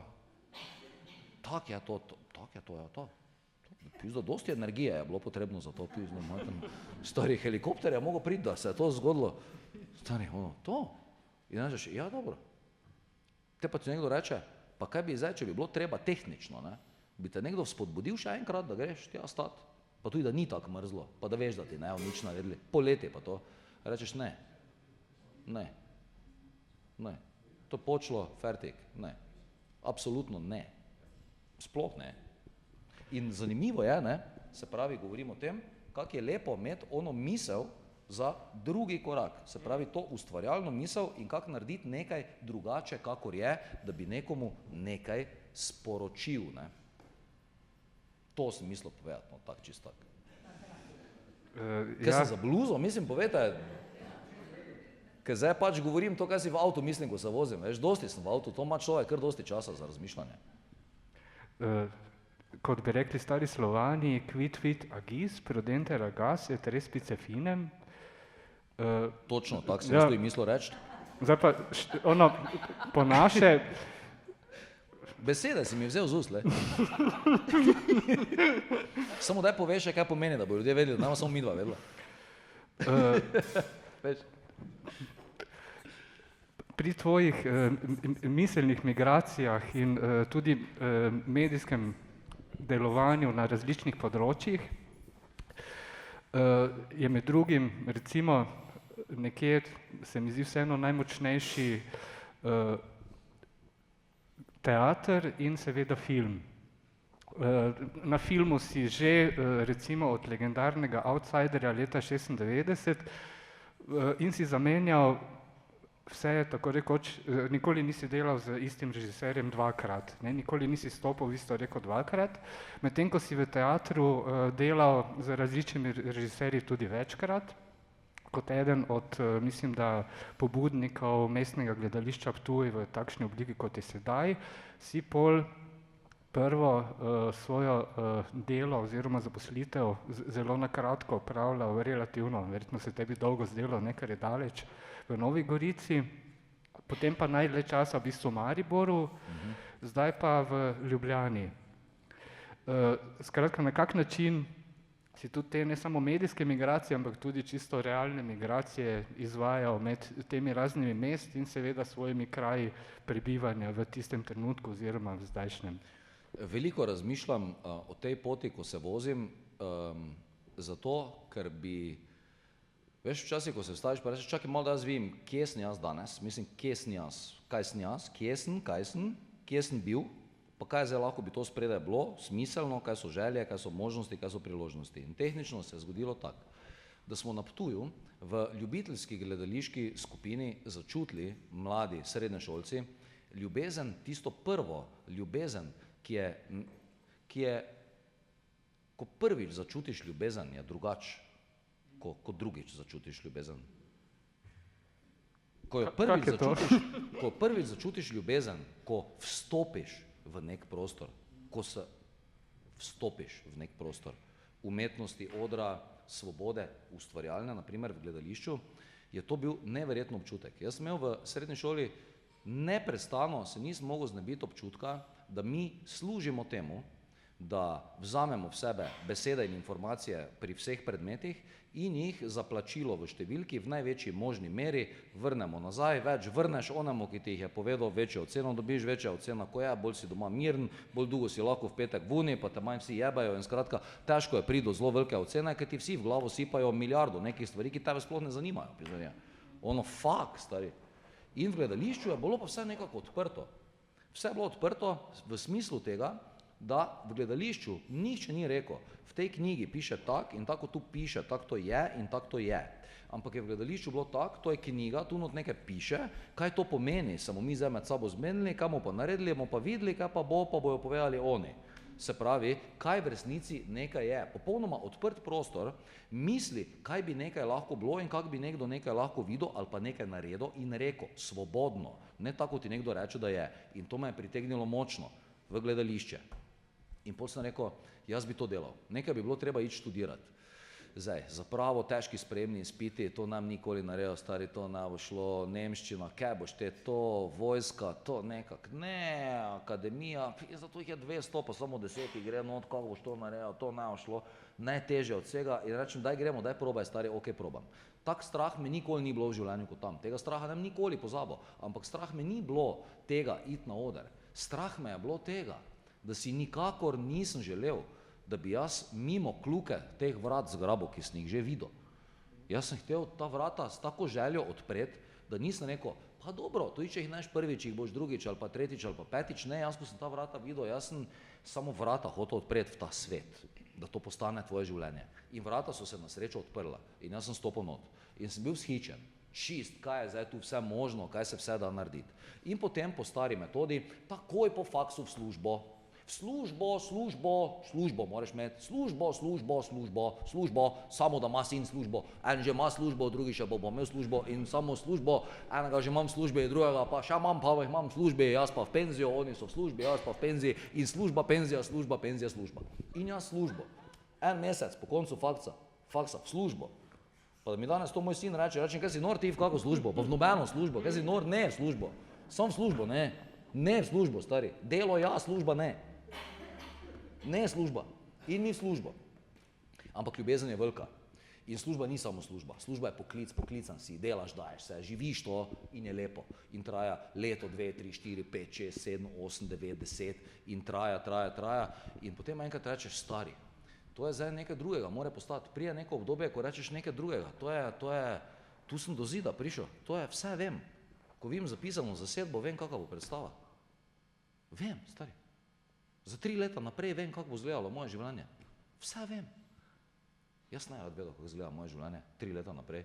Rad imel občutek, da bo vse v redu. Ampak kako zdaj vse to imeti? On ti pa reče, tu lahko imaš kredit, pa tu lahko imaš hišo, pa tu lahko imaš ono, pa ono, pa ono, pa ono, pa varen si, pa ono je, pa ono in ti to podpišeš. In nisi srečen čist do konca. Nisi srečen. Nisi srečen. Varen si, samo nisi srečen. Pa jaz ne pravim, da je sreča nevarnost, ampak ne pravim, da je varnost sreča. Nisi srečen. In rečeš, kaj bi zdaj lahko?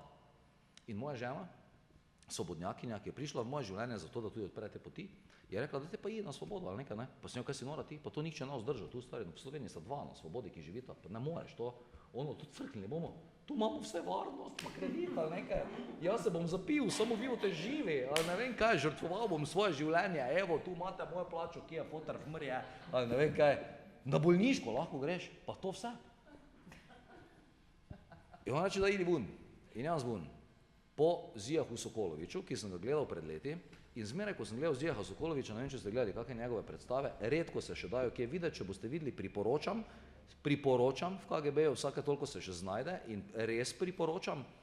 In tam sem videl že na akademiji, da človek postane gledališče. Se pravi, neprevzetno, jaz sem vse, ampak skromno, zato, da se bo nekaj zgodilo, je zadosti, da prije samo en človek. Se pravi, samo en človek je prišel gor, rekel je dober dan, te se je pa nekaj začelo. In začelo se je tako, da rečeš, kak je to možno, stari? Kak? En človek sam. In vidiš, da je eno lepo polje tam, ampak da do njega ne neš kar tak prid, da to traja. In potem čez 10 let, ali kaj, rečem, da gremo probat. In jaz grem probat. In je bilo kar boleče porod v novo obdobje ustvarjalno, če lahko temu tako rečem, to levitev pri plazilcih, njih to vedno boli, oni ne uživajo, ko se levijo, ne. Kači ne paše, ko more iz stare kože ven zlest, najmanj pa paše na očeh, ker se ji čez oči tudi naredi ena plast, ki jo ona more z oči dol potisniti, se pravi kača, da bi se levila uspešno, mora še z očesom nekje tako podrgniti, da se ji oka olupi, hkrati pa da ji novo oko spodje ostane sveže. Stari, veš ti kakšen feeling je to z oko drgniti po nekem pesku? Fak, ono, in levitev boli, vsaka neka. In ta bolečina je normalna. Ni zato ne bi rada v življenju boli. In boli, ker ne veš, kak boš, kaj boš govoril, kaj boš to naredil. Stari, kak zdaj to, kaj si ti, zakaj to delam, zakaj nimam reči varnosti, pa šanka v onem teatru, notri, razumeš. Tekst je napisan, mu lahko rečeš, fuken si, nam ti tega govoril, greš domov, nem špilo, nekaj si izmisliš, bolan si, vročino, imaš tu pa nič. in samo greš. Tak, ja, gospa, super bo to, hvala. Kaj ste mislili, da bi končali, ali da nekaj, kak je? Kaj smo še malo, lahko se menimo? In zgodi se to, Zavod. da jaz rečem, grem ven. Vmes smo delali, ko govorimo o režiserjih, da malo skrajšam celo zgodbo, ki je dolga, projektne zadeve na Ptuju, na akademiji med počitnicami, in ti so bili narejeni s takšno ljubeznijo, s takšnim entuziazmom, da politika enega malega mesta ni mogla reči ne želji in zahtevi, da bi se umetnost gledališka v enem malem mestu institucionalizirala tudi tako, da bi redno dobila denar za svoje ustvarjanje. Se pravi, ljubezen in prosti čas, počitnice in občinstvo, ki je takrat prišlo, ko ni bilo nič, ko vsak teater reče, nihče ne nič delo, mi smo takrat delali in samo iz 4 takih predstav je nastalo profesionalno gledališče. In če bi zdaj človek bil nekje v Ameriki, pa to bi si velike zasluge dajal za to, da bi rekel, da si participiral v nečem takem. V kaj se gledališče kasneje razvije, to je zdaj vprašanje. Institucija ima neke svoje zakonitosti. Ampak iz nič se je nekaj zgodilo in ta preskok je bil velik, ta energija je bila ustvarjalna velika. Samo Strelec, ki je bil spiritus agens tega vsega skupaj, hvala lepa, najlepša hvala, je v tistih časih, ko smo mi vsi bili mladi, imel eno lastnost, to je to, da smo mi vsi en drugemu dajali zelo veliko ustvarjalnega prostora. Mi smo naredili na odru zelo dosti tega, kaj si je on zamislil, hkrati smo pa lahko, je on nam dovolil, da smo mi na odru naredili zelo dosti tega, kaj smo mi mislili, da bi naredili. Velikokrat je bilo to napačno. Če danes pogledaš nazaj, bi isto zadevo odigral ali pa domislil drugače, ampak takrat je ona bila taka, kot je, zaradi tega, ker je bila popolnoma svobodna. In takrat, ko je popolnoma svobodno, je lahko tudi mimo gola brcneš, ker ti si samo brcno. Ti nisi brcno v gol, stari brcni žogo. Če opala not, super, če ne mi bomo rekli, jebi ga, samo še eno. Ampak skratka, te napake so takrat bile dovoljene in so odpirale duha pri Strelcu, pa v naši tej sodelovanju. Ko smo vsi prišli do neke stopne, smo videli, da smo prišli do neke točke, kjer se treba dati malo časa, počakati 10, 20, 30 let ali ne vem koliko, da se zopet srečaš, pa da spet v neki drugi energiji nekaj narediš. Se pravi, mi smo skupaj šli do neke točke, potem smo se razšli, zgodbe se začnejo neke druge. Za mene samostojno zunaj, malo neke televizije, ki je popolnoma drugi medij, pa neke radija, pa malo tako okoli, kombinirati vse, kar je možno, plus veliko improvizacije. Ok, vredi, nekaj posebnega. In v nekem trenutku pride klic iz ljubljanske Drame, ne, ko se jaz že več nekako nisem bil igralec za ljudi v slovenskem gledališkem prostoru. Namreč, ko sem stopil iz gledališča ven, preden sem stopil ven, ko smo bili v pisarni, ko smo se menili, da bom zdaj šel skozi ta vrata ven, to se moraš nekako zmeniti v pisarni. In ta pogovor je bil zelo zanimiv. Vključeval je marsikaj, samo da se ne bi zgodilo, da na koncu človek veni pred temi vrati. Nekako niso bili navdušeni na tem, da bi jaz šel ven. Jaz rekel, da moram iti malo ven pogledati, kaj je veni, tam veni. Da vidim, kaj je, ker nekaj je, stari, mora biti, stari. Če so vsi veni, od tam veni vsi pridajo not k nam gledati, kaj je. Gremo zven gledati, kaj je veni. Če smo mi vedno tu not, stari, pa čakamo, zakaj ljudi ni. Če smo not. In smo se zmenili tako, da so vrata odprta ostanejo, da se ne zaloputnejo. In kljub temu je pa institucionalna zadeva te vrste funkcionira na ta način, da ko ti nekje stopiš ven, kljub temu, da so vrata odprta ostale, si ti še vedno stopil ven. In ti si stopil ven. Vse vrata so odprta, vse se razumemo, me oba, ne? Samo ti si stopil ven. Se si htel stopiti ven, ne? Zdaj si pa veni, ne? Okay. Vse vrata so odprta, da se mi razumemo, ampak ti si htel stopiti ven, ne? Skratka, zgodi se to, ne da bi to bilo tragično, daleč od tega. Tehnično pomeni, da ko nekje stopiš ven, nisi več tam not. Ti si stopil v novo zgodbo in ne moreš računati s tem, da če bo zdaj neka pizdarja ali nekaj, da se boš ti v to staro zgodbo vrnil in zdaj bo tebe mama vzela nazaj in zdaj si ti kar nekaj to. Ne, ti si šel naprej. In ta moment je zelo zanimiv, ko ti začutiš, kak je vse to, kaj je zadaj, naenkrat, ko si stopil ven. Da to zadaj je zid ali pa prepad, da koraka nazaj več ni, koraki so samo naprej. In koraki naprej so bili v ustvarjalnem razvedrilnem programu, potem pa zvoni telefon iz Drame. In kliče Igor Samobor in reče, čuj, mi bi nekaj delali. Pa to, najprej KG, pa jaz pač nekaj probam. In pridem kot gost v ljubljansko Dramo. Zelo zanimiva zgodba. Ko prideš na gostovanje z Mariborskim teatrom v dvorano, Imaš občutek, da si zdaj ti prišel v Ljubljano, pa da si prišel v Dramo, pa Stane Sever je tu špilo, pa vsi tu špilajo, pa velika dvorana je, pa stara, pa treba se potruditi, pa nekaj narediš, pa ko je konec, te pridejo pogledat, pa ti rečeš, kaj je bilo dobro, te podne rečeš, ja, pa danes nismo bili tako dobri, samo sem ja, ampak to in tak je neko gostovanje, tak prideš. To je en občutek. In zmeraj se trudiš in nikoli nisi čisto točno prepričan, da je to zdaj bilo to. Zato, ker bi rad bil nekaj, kar nisi, ko priješ na gostovanje. Ti nisi skoncentriran na to, da enostavno samo si, kar si, ne glede na to, kjer si. To se naučiš v stand-up programu Okoli, ker nič drugega nimaš, kot razen to, da si. Ko pa gledališka predstava gre na gostovanje, pa se vedno iščejo razlogi, kaj je zdaj tu narobe, zato da danes ni, ker je drugače kot doma, ker doma imamo z leve, tu pa moramo z desne, tu pa je zavesa zadaj, tam pa je spredaj, tu pa je zvočenje drugačno, pa kako bomo, se ne moreš takem špila, če ni isto kot doma. Ne? Skratka, gostovanje v Drami, en občutek, niso bili najbolj prijetni. Drugi občutek, KG, prideš nekaj delati. In zdaj tebe tam ansambl, ki je velik, ki je usposobljen, ki je kredibilen, ljudje, ki lahko špilajo čisto vse, kaj je treba špilati. Karkoli vržeš na mizo, oni ti bojo špilali. In to hitro, če treba. Mislim, Real Madrid, neki velika klop, puno vse. Še sklopi, golgeterji, sami vsi na klopi sedijo. In ti zdaj priješ tja na obisk, kao. Kako zdaj oni tebe pogledajo, ko priješ na obisk? Kaj ti to ti dela tu? Zakaj te rabimo? Mi kaj mi nimamo svojih glumcev, da bi to špijali, ali kaj? Ove pa nič, 2 meseca že toti, pa zdaj tu nekaj. Malo je tega poleg, malo so veseli, da je nekdo prišel, vesel sem, da te vidim, pa da se menimo pa to. In skratka, dogaja se, a to veselje je večje od onega negativnega, da se razumemo. To, da nekdo pride, to pretočnost ima gledališče rado, ker je komunikativno. In zgodi se to, da potem predstava začne iti in sistem je velik in mogočen. In jaz postanem problem s termini. Predstava se ne more izvajati takrat, ko bi oni radi, da se izvaja. Lahko bi se izvajala takrat, ko bi mi našli skupen prostor, da bi se izvajala. Ampak oni bi radi, da se izvaja takrat, ko bi oni radi. In če ti nimaš časa, takrat, ko bi oni radi, ti za njih postaneš problem. Zato pa ne jemljajo radi ljudi od zunaj, ker nimajo kontrole nad njihovimi termini. In jaz postanem problem s termini. In mene sredi predstave, sredi leta zamenjajo. Cvik. Nihče niti ne kliče, nič pa nič. Samo ni te. Ti rečeš, nimam terminov za naslednji mesec. Te pa ti po mailu ena druga pove, da je ena druga nje rekla, da je en je rekel, da ona ne, on je drugi povedal, ko se bo to javil, če se bo slučajno javil, da mu poveda več ne raje priti.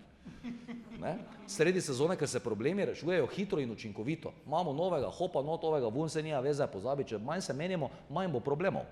Ker komaj, ko se začnejo meniti, problemi nastopijo, ker bojo rekel, zakaj me te vun jemlješ, predstave. Če pa mu ne poveš, ti pa ne od tega rekel, ne? Ki si tak že bom vzeti, ne, kaj te zdaj se menimo, zakaj te bom jemljam, če te več je, ni kaj. Skratka, in sem padel ven.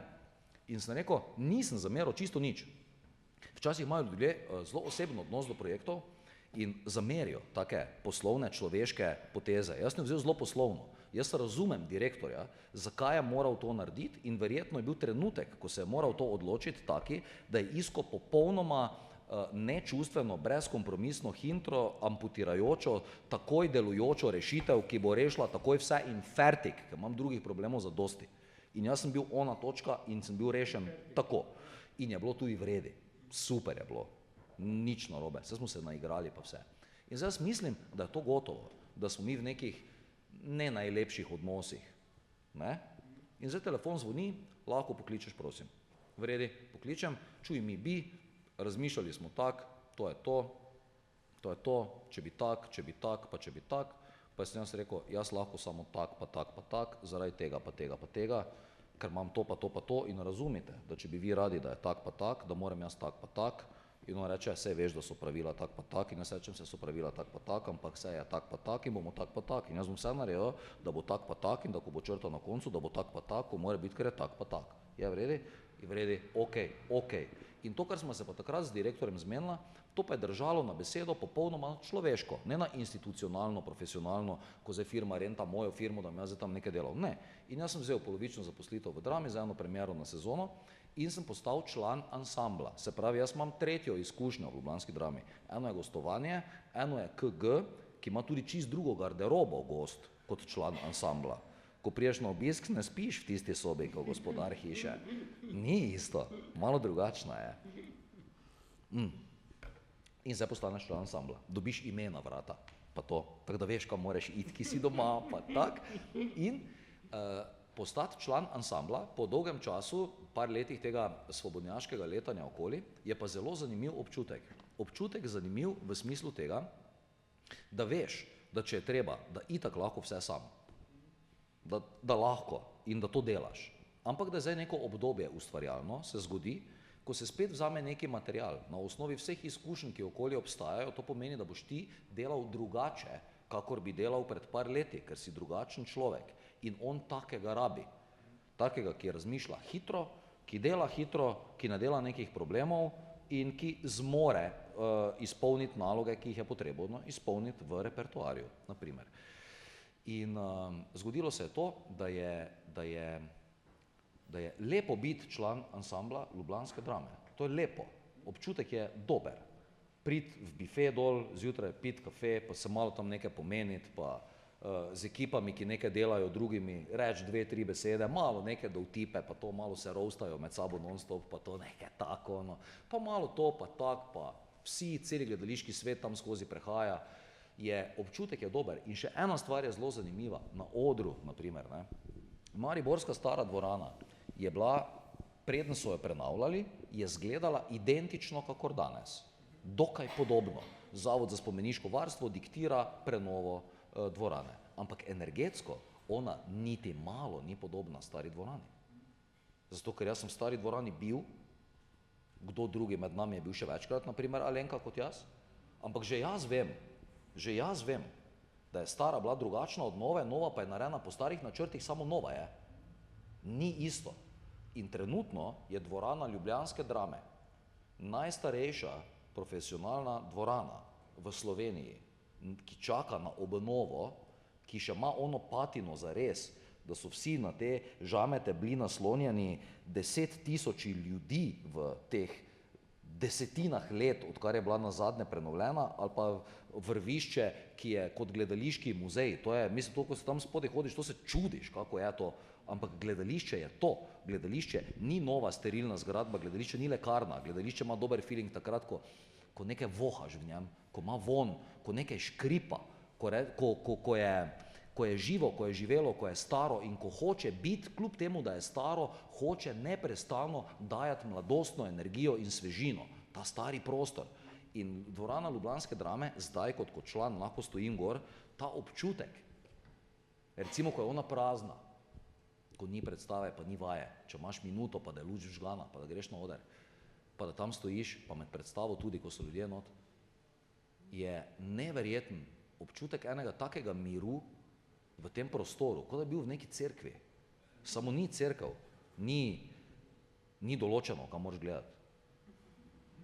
Pa da moraš biti tiho, pa kje moraš stati. Lahko govoriš, lahko stojiš, kje češ, ampak občutek je isti. In je ta polnost prostora, teh energij, po zakonu o ohranitvi energije, najbrž velja, da je del te energije, ki med ljudmi gre, pa to, se najbrž tudi v ta žamet prime not, ki je tam že 50 let nedotaknjen. Nekaj more biti po zakonu o ohranitvi energije, se jaz ga ne razumem dobro, ker nisem pravi naravoslovec, samo more biti nekaj tam not. Pa streha malo pušča. Pušča streha in to je super, ko dežuje. Samo v Mariboru pa tudi nova streha pušča. Stara ni, nova pa pušča. Samo kaj tečeš zdaj? Pušča. Te pa dežuje, stari. Te pa nova bajta, ta je pa na glavo, canka. Gori pa reflektorji, pa elektrika, pa rečeš kam drugič mrtev, ko tu nekaj palo ali kaj bo. In hočem reči to, da je ta občutek v drami, v ansamblu biti in v teh zgodbah je lep. Zato, ker ni ga preveč in se da v njem lepo uživati, kreativno ga pelati in Ljubljanska drama kot stari oder, novi odri namreč, zdaj bom povedal tehnično rešitev, zakaj, niso narejeni in koncipirani na ta način, da bi na eni točki, v prvi tretjini, na robu prve tretjine odra, takoj pri portalni odprtini stal človek, en samo, v praznem prostoru, in če bi govoril normalno, tako da govorim jaz zdaj tak, v velikem prostoru, v katerem lahko sedi 480 gledalcev in je dolg 35 metrov do stropa tam gor, da vsi ob tej jakosti razumejo popolnoma vsako besedo, ki je izrečena. Tega v novih gledaliških zgradbah več ni, zaradi tega, ker je dosti več betona. in one so postale z železom in odprtostjo na stran popolnoma akustično spremenjene, ob tem, da elaborati kažejo, da je isto kot prej, če ne celo boljše. Ampak uho ti pove, da ni isto. In dvorana Ljubljanske drame je zato tako primerna, ta trenutek in tako prijetna, da priporočam vsem, ki boste imeli možnost, zdaj, ko bo nekaj zanimivega not, vsest se še v njo, dokler je stara. Ker ko bo nova, bo izgledala isto, samo ne bo isto. In je ta trenutek, da jaz sem lahko zdaj tu, preden se bo dvorana obnovila na neki dobri ustvarjalni fazi, je dober, ker vem, da imam 2 leti pred sabo take prijazne dvorane, v kjero, ko prideš not, rečeš, ok, daj gremo danes, gremo. Vseeno, koliko ljudi zdaj tu sedi, nima veze, koliko jih je prišlo, vsej ni važno, koga ni, važno je, kdo je. Ne? V glavnem se komercialni teatri vedno sprašujejo, koga ni. Zakaj jih danes ni bilo tu 250, bo on rekel. On ne bo rekel, zakaj jih je 30 bilo. On bo rekel, zakaj jih ni bilo 170. Oni razmišljajo o tem, česar ni. Tam not pa lahko razmišljaš o tem, kar je. In ta občutek je ustvarjalno res lep, no. Jaz tam uživam. Dobro se imam, no. Ne glede na vse, kar ljudje govorijo okoli, pa vse, meni je tam vredi. Komaj čakam, da grem na oder. Vsakič. Super, to je ko mislim, da Epidaurus v Grčiji.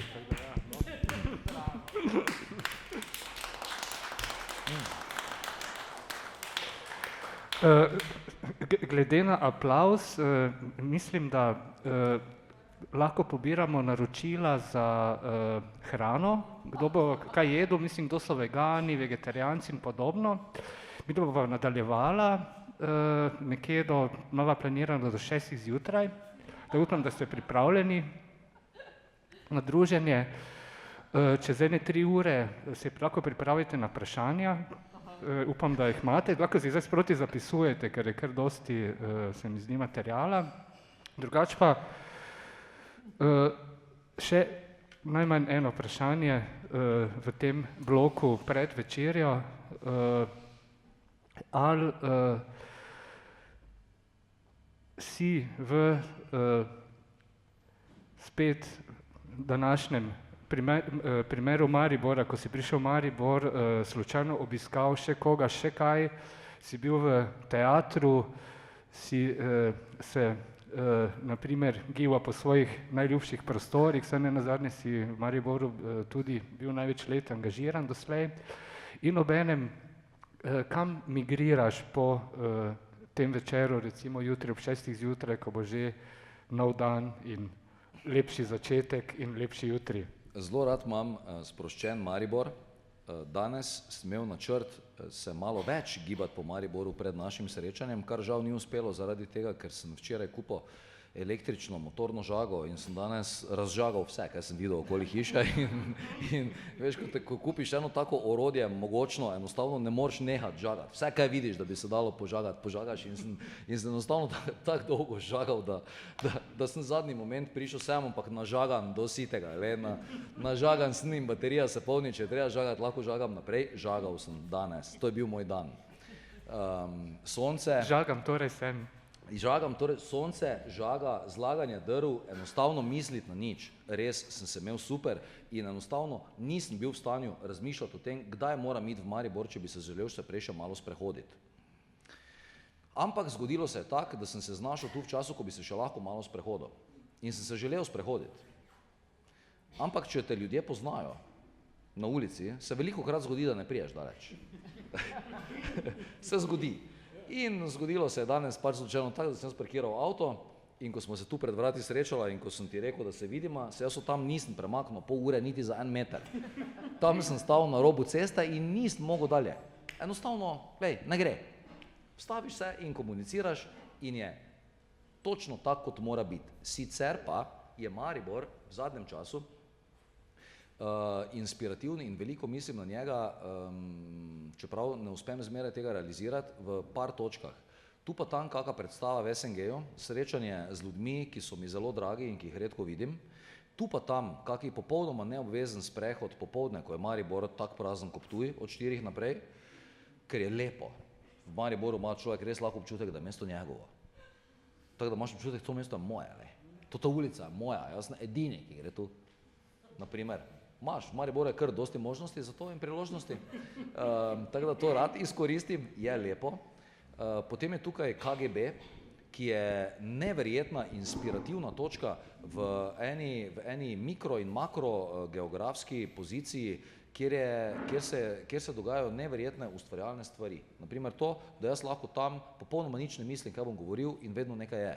Se pravi, točka zaupanja neke kreacije kot neki izvir navdiha v neki kleti neke dobre energije ljudi, ki se tam družijo, tudi patiniziranega prostora, ki ni svež, ampak je že marsikaj doživel in doživel je veliko svobode. In ko ti priješ v prostor, ki je že doživel veliko svobode, misli, gibanja, drobnih prekrškov, nikoli razkritih dogodkov, te veš, da je tam pravi prostor. In to je to. To je zelo mi je pri srcu. Potem je tukaj gospod Marjan, Mr. Sherlock Books, z neverjetnim svetom starih knjig, z neverjetnim vonjem, z neverjetno navdihujočimi zgodbicami in istočnicami tega, kaj lahko eno akumulirano, analogno, zloženo, staro znanje, umetnost in občutki nekje na kupu pozabljeno v nekem prostoru, čaka na nekoga, ki bi nekaj želel še vzpostaviti neko komunikacijo s kako staro damo, mislim knjigo, ki že smrdi po plesnivem. Zdaj pa predstavljali, damo, ki smrdi po plesnivem. Ampak ona bi vseeno rada reče, jaz bi ti še lahko nekaj dala. In ti verjameš, da bi ti ona lahko še nekaj dala in jo posušiš in jo naspričaš s parfumom in neko nova in ona ti še da lahko neko novo rundo in Marjan je neverjeten tudi zaradi tega, ker najde knjige, ki jih jaz ciljano mi padejo v glavo taki neverjetni naslovi, da tudi nekomu, ki za vse knjige na svetu ve, ki so, reče, odkot to ta knjiga, odkje to ta, zakaj glih to, glej koliko je drugih tu, ampak jo najde. Vsake toliko jaz prehitim njega, pa on prehiti mene, pa se lovima, pa se inspiriramo z nekimi drugimi zadevami, ampak je tu neki ustvarjalni pretok. Maribor, Štajerska, sama po sebi, če pogledaš, ima neverjeten potencial optimizma, dobre volje, poguma, neke razbremenjenosti, neke one tudi horuk miselnosti, ko rečeš, daj gremo mi enostavno, daj gremo, temu pa jutri razmisli, kaj smo mi zdaj naredili. Tudi to je v Mariboru in to je velik del svobode, da se ta gre. To, da se lahko normalno govori v Mariboru, to je tudi super, da ni treba drugače govoriti kot druge, ampak da lahko govoriš enostavno tako si. In je ta potencial tega, da bi se ljudje zabavali, da grejo, pa da reče, pa daj gremo, vse pa te bomo, pa kaj pa te, no, kaj. Tega je tu največ. Tu je vrelo, na Štajerskem je, pa Prlekija je zelo močna, naprimer Koroška se tudi hudo dobro drži, ne? Ampak ta del, pa potem malo Posavje doli so tudi, kar hardcore rockerji, to so tudi pravi modeli, ne? Pa to je en taki del, ne? Slovenije, ki je neverjetno potenten v želji potem, da bi se komuniciralo na en odprt način, ker komedija je sama po sebi svobodomiselna, odprta, pogumna, popolnoma nezadržana marsikje in za zaprtega človeka to nekak ni. Človek, ki gre v tako komunikacijo, mora že biti odprt zaslišati tudi kakšne stvari, ki jih mogoče ni največkrat politično korektno izreči, ne. In to je polje ene svobode, misli in govora, ne. In Maribor je v mojem primeru, če bi lahko to tako rekel, definitivno omogočil zelo velik del tega, da jaz lahko pri sebi rečem, da si dovolim samemu sebi včasih ne razmisliti, preden kaj rečem. Ker ko človek razmisli, preden reče, zmeraj reče drugače, kakor če ne razmisli. No to.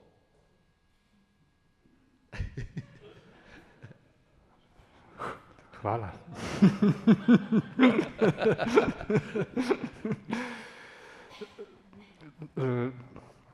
Ma to kaki smisel, kaj se mi pogovarjam? Ma to kaki smisel je? Ja. Tako svobodno, ja, glej. Ja. Ne, če bi mislil, takrat, ko začneš dosti misliti, predvsem dosti manj poveš. Dosti več si tiho, zato ker, ko razmisliš, veš, da je boljše, če ne rečeš. Če se češ pogovarjati, ne smeš misliti, stari moj, tak je. ko začneš misliti, stihneš. Pa samo gledaš. Ampak, lahko vprašam, na Twitterju ima Tadej Toš 10.000 sledilcev. A razmisliš, kaj jim boš povedal?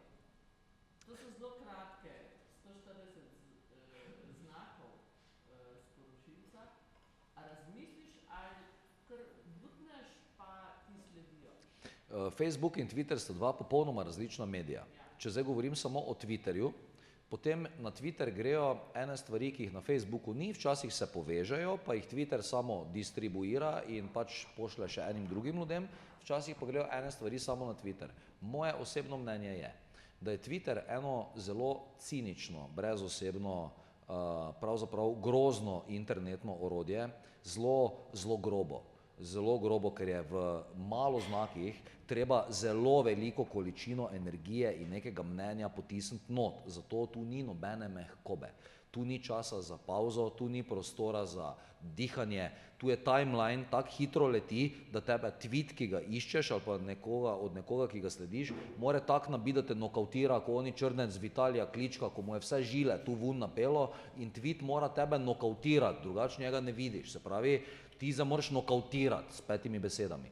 In jaz, za občinstvo, ki sledi pač mojemu internetnemu delu, jaz delam najraje analogno v živo, najraje, televizija že malo pokvari vtis, internet daje dostop vsem, ki jih zanima kadarkoli in zato se tam družimo, to je naša baza, kjer nas to tudi čaka, Facebook bolj, blage narave, Twitter, pa zgoščeno, ampak tudi tam moraš biti. Se pravi, na Twitter ne bi nikoli šel, zato ker bi tam htel biti, ampak na Twitter greš, ker je tam tudi treba biti. In greš tudi tja, ker je tudi na Twitterju treba biti.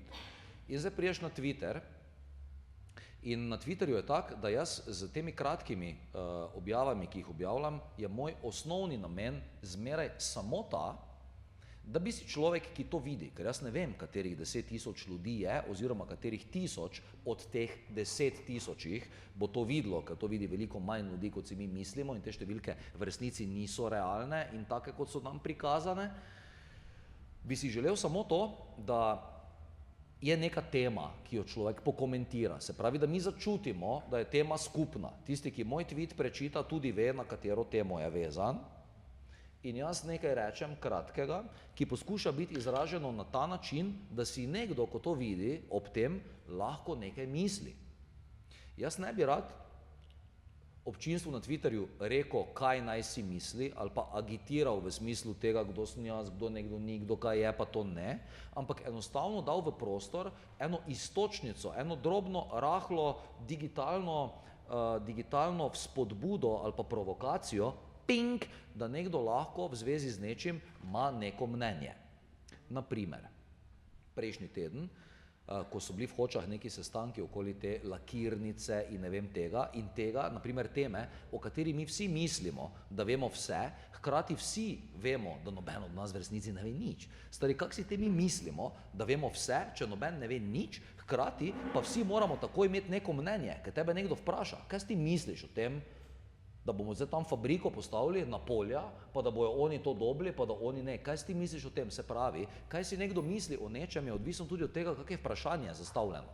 In mi smo navajeni dobivati zelo grobo zastavljeno vprašanje. Kaj si ti misliš o tem? Si ti za to, da je tovarna tam, ali ti nisi za to? Ne zanima me nič drugega, ampak samo si ali nisi. Se pravi, možnost odgovora je zelo ozka izbira. Ne? In zdaj jaz sem takrat, ko so imeli te sestanke, napisal, brez da bi razmišljal takrat, ko sem pisal, ampak iz tega, kar jaz generalno mislim, da bi občina Hoče, če bi na iste njive posadila marihuano in jo legalizirala v svoji občini, imela na koncu leta vse zeleno, nič špricano, pa 800 milijard na občinskem proračunu, zdaj pa govorijo o par delovnih mestih, pa o ekološko sporni pizdariji, naprimer. In jaz dobim neki odgovor, mene nekdo vpraša, ali si ti razmislil, preden si to rekel, ali si to rekel samo zato, da bi to nekomu bilo všeč. Se pravi, on po svoje razume to, kaj sem jaz rekel. Ker jaz sem v resnici v zelo malo znakih hotel povedati to, da ni nujno, da je možnost, ki se ponuja ta trenutek, edina, ki obstaja, ampak da jih obstaja še veliko drugih, o katerih mi, takrat, ko se ena ponudi, niti ne govorimo več. In želim samo odpirati to polje, da nekdo mogoče kaj nekaj reče, stari gled, če bi pa tu vsi za aviona vun 6 kil semena, pa bi tu bile take milijarde, da bi se vi zaradi denara skregali. Zdaj se kregate, kdo ga nima, takrat bi se pa kregali, stari, kjer ga ima več. V vsakem primeru bi se kregali, tako da itak vseeno, kaj je. Naprimer, ne? In Twitter služi temu, da želi včasih kratko pokomentirati, največkrat pa spodbuditi k neki miselni reakciji, ki je lahko traja milijoninko sekunde, samo da mogoče za nekoga je, ker menim, da je naloga humorja in tega, kar trenutno jaz sam delam okoli, to, da ljudje lahko o neki stvari mislijo v nekem trenutku svobodno, popolnoma drugače od tega, kar nam vsem pravijo, da je. Ker mi ne moremo od tega stran, kar nam vsi pravijo, da je. Ne moreš. Ti danes ne moreš dati na mizo teme. Čuj, zakaj ne bi vsipali tega semena tam, resno? Ne moreš tega reči. On reče, kaj si za tovarno ali ne za tovarno, reče, zakaj ne bi semena vsipali? Da vsipamo seme za 1 leto, reči Magni, da bomo mi njim tovarno v Gradcu zgradili, pa da lahko oni to naredijo, pa da bomo mi tja hodili delati svojo tovarno, samo ne še 1 leto počakajo, pa bomo mi v Gradcu tako lakirnico naredili, stari moj, ki bo imela 28 nadstropij, da bo celi svet hodil gledati fucking lakirnico, ki je iz ganđe nastala v Hočah, kjer je tovarna htela biti. In zdaj, humor to zmore, ne? Humor to zmore, ker to ni res. Ampak ne glede na to, da to ni res, to ne pomeni, da tak ne bi moglo biti. Ne? In zdaj humor je tisti, ki odpira neke svetove možnosti in ravno zaradi tega je meni tako lepo v tem svetu, v katerega mi je tudi Maribor tak fejst pomagal vstopiti. In zaradi tega sem s tem okoljem neločljivo, zavedno povezan. Samo še apropo temu, hvala. Glede na to, da je žica oziroma ograja na slovenski meji, mislim, da okoli 6 milijonov evrov stala, ne, se mi tudi zdi, da bi dosti bolj primerno bilo, če bi ta denar dali umetnikom, ki bi pač pol vi nastopali na meji, tam bi bili na meji, hkrati pa tako praviš, bi namesto žice zasadili zeleno mejo in bi imeli slovensko mejo z marihuane. Jaz sem 100% nihče ne bi šel naprej, ne nazaj. Bi vsi hodili in bi tam. Hvala ti za to ustvarjalno in domiselno istočnico reševanja situacije na meji. Jaz sem v svojih predvidevanjih šel še korak dalje, že, ker sem že razmišljal o tem večkrat in sicer je zelo dobro pri ljudeh, naprimer, ne, funkcionira ideja, kako bi se mi lahko branili. Ne. Jaz zatrjujem, da v ekonomiji in politiki vedno veliki jejo male.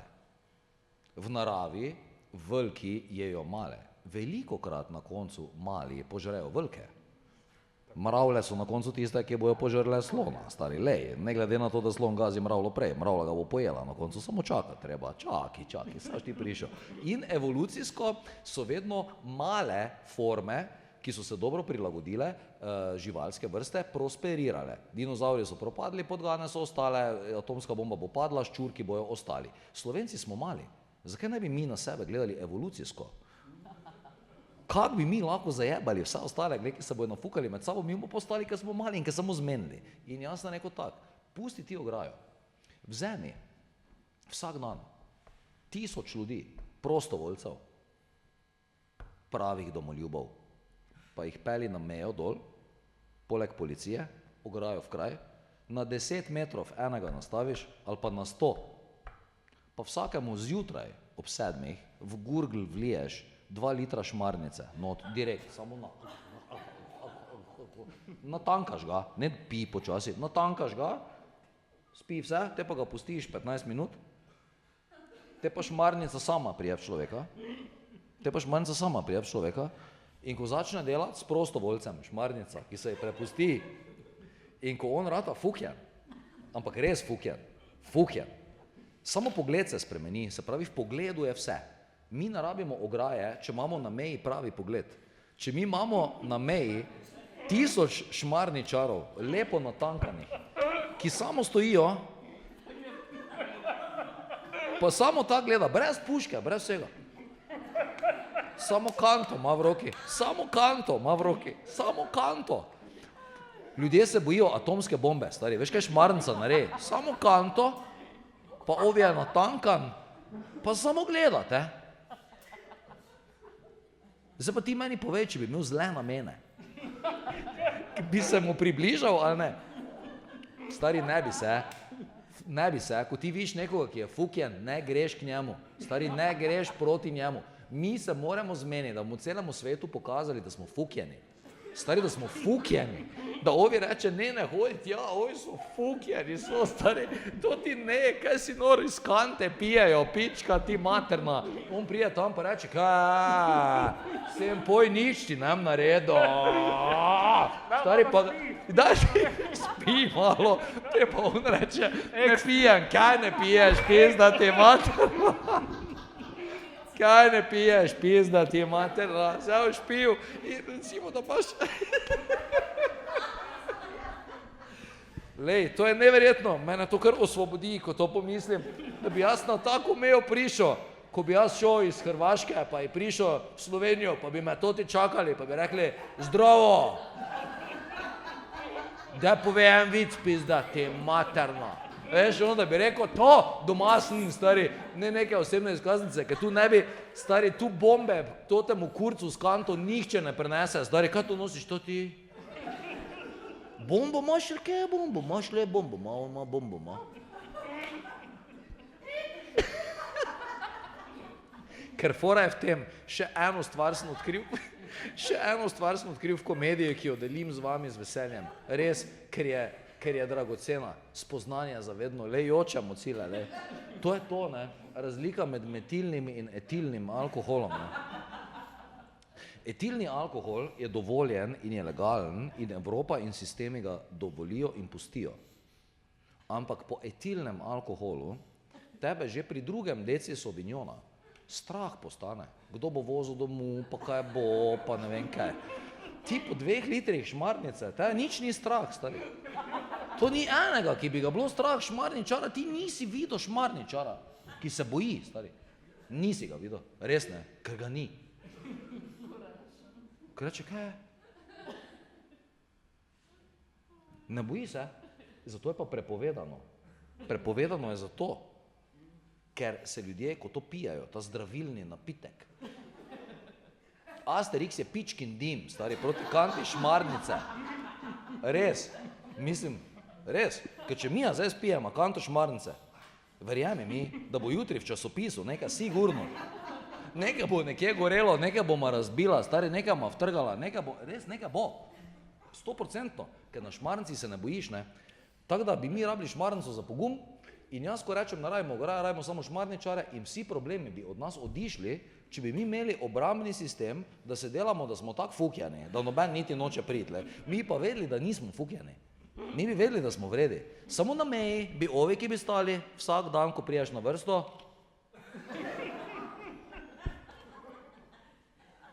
ne, ker ti v bistvu ni težko biti fukjen, lej, probite. Lej, ni težko biti fukjen, samo usta moraš odpreti,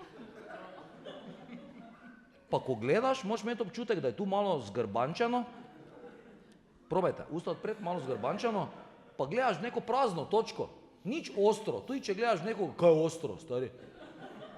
Gledaš prazno, pa usta imaš odprta, pa samo misliš si, ne razumem, pizdate, matam. V katerem jeziku te govoriš, ti pizdati materna, kaj te? Pa pizdati materna, si moraš misliti non-stop. Ker če si misliš, če si ovi, ki tebe gleda, misli, če si on misli, pizdati materna, te ne greš k njemu. Nikoli ne greš k človeku poleg, ki si misli, pizdati materna, ko te gleda. Ne greš k njemu. Mi bi si morali to misliti, no. In ti povem, da ameriški obrambni proračun, ne, lej, je pičkin dim, ne, ker liter šmarnice je 50 centov, stari moj.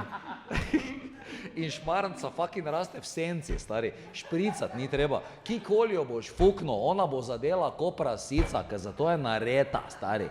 To je orožje. Ti, če bi v Markovce pelo ameriške specialce v karneval, Pa bi jih prave pripelo na Fašenk. Idite v Markovce na Fašenk, če še niste bili, to morate doživeti, to je taki etno, to je neverjetno. To je ulica skozi vas, ob cesti stojijo ljudje, pri vsaki hiši je vuni miza, na vsaki mizi je, vse veš kaj. To pač kaj je. To imamo. In čaka vsakega, ki pride mimo, zdaj v programu, in če bi ti v program, jaz ti povem, pripelo najhujše specialce ameriške, Navy Seals, the Marine motherfuckers of the motherfuckers, da bi jih pripelo. Pa bi jim rekel, this is a special mission. You have to go from start to občina, okay? And you have to survive to občina, yes? And you are maxed like Navy Seals, motherfuckers, okay, let's go. In ti bi, če bi imel njih v opremi, in bi oni šli, in bi oni vedeli, da morajo do občine priti, stari moji. In pri vsaki hiši bi mu rekel, daj sem poj, kaj si maskiran, specialca, kaj? Sem poj, daj spi enega, pizda ti materna, kaj ne pijete, pička ti materna, daj spi, ne boj pička, no. In te bi spili, jaz ti povem, do Rožmarina ne bi prišli. Ne bi prišli, stari, ni šanse, pri Rožmarinu bi vsi bili že tak. Tak bi se plazili, ko posoljeni črvi, stari, res. To šmarnica, to zmore. Šmarnica je orožje. Zato pa tudi je v plastičnih flašah, ker ona diha. No, toliko o kreativi tega, kaj bi lahko na meji naredili. O zelenem, o zeleni meji, o ekoloških dobrinah, ki jih imamo. O tem, da bi lahko vnovčili v času, ko potrebujemo denar, da bi bili srečni, ker mi brez denarja ne znamo biti srečni, da bi lahko vnovčili to, kar nam je narava dala. Ampak pri nas je to vse prepovedano. Pri nas je prepovedano vnovčiti to, kar ti je narava dala. Bog je ustvaril, poveličujemo ga, verjamemo mu, prepuščamo se mu, samo prepovedali smo, kaj je ustvaril. Ja, pička ti je materna, stari, če on ustvaril, stari, kak te zdaj ti prepoveš, stari? Kak? Ne? In mi smo šli nad Boga, ne? S tem, ko smo prepovedali to in ko se nekaj gremo. In zdaj je tak, da pač komedija dopušča, da bi vse to, kar ni res, lahko nekje bilo res in da občinstvo skupaj s programom v nekem trenutku lahko v ta svet tudi vstopi. In v tem svetu je lepo. Zato, ker je svobodno, ker ni problema. To je vredno. Pri tem. Ne samo, kaj je bila zadnja istočnica, sploh kaj smo se menila, da smo do tega prišla. Kako naprej? A ja, ne vem, počasi, korak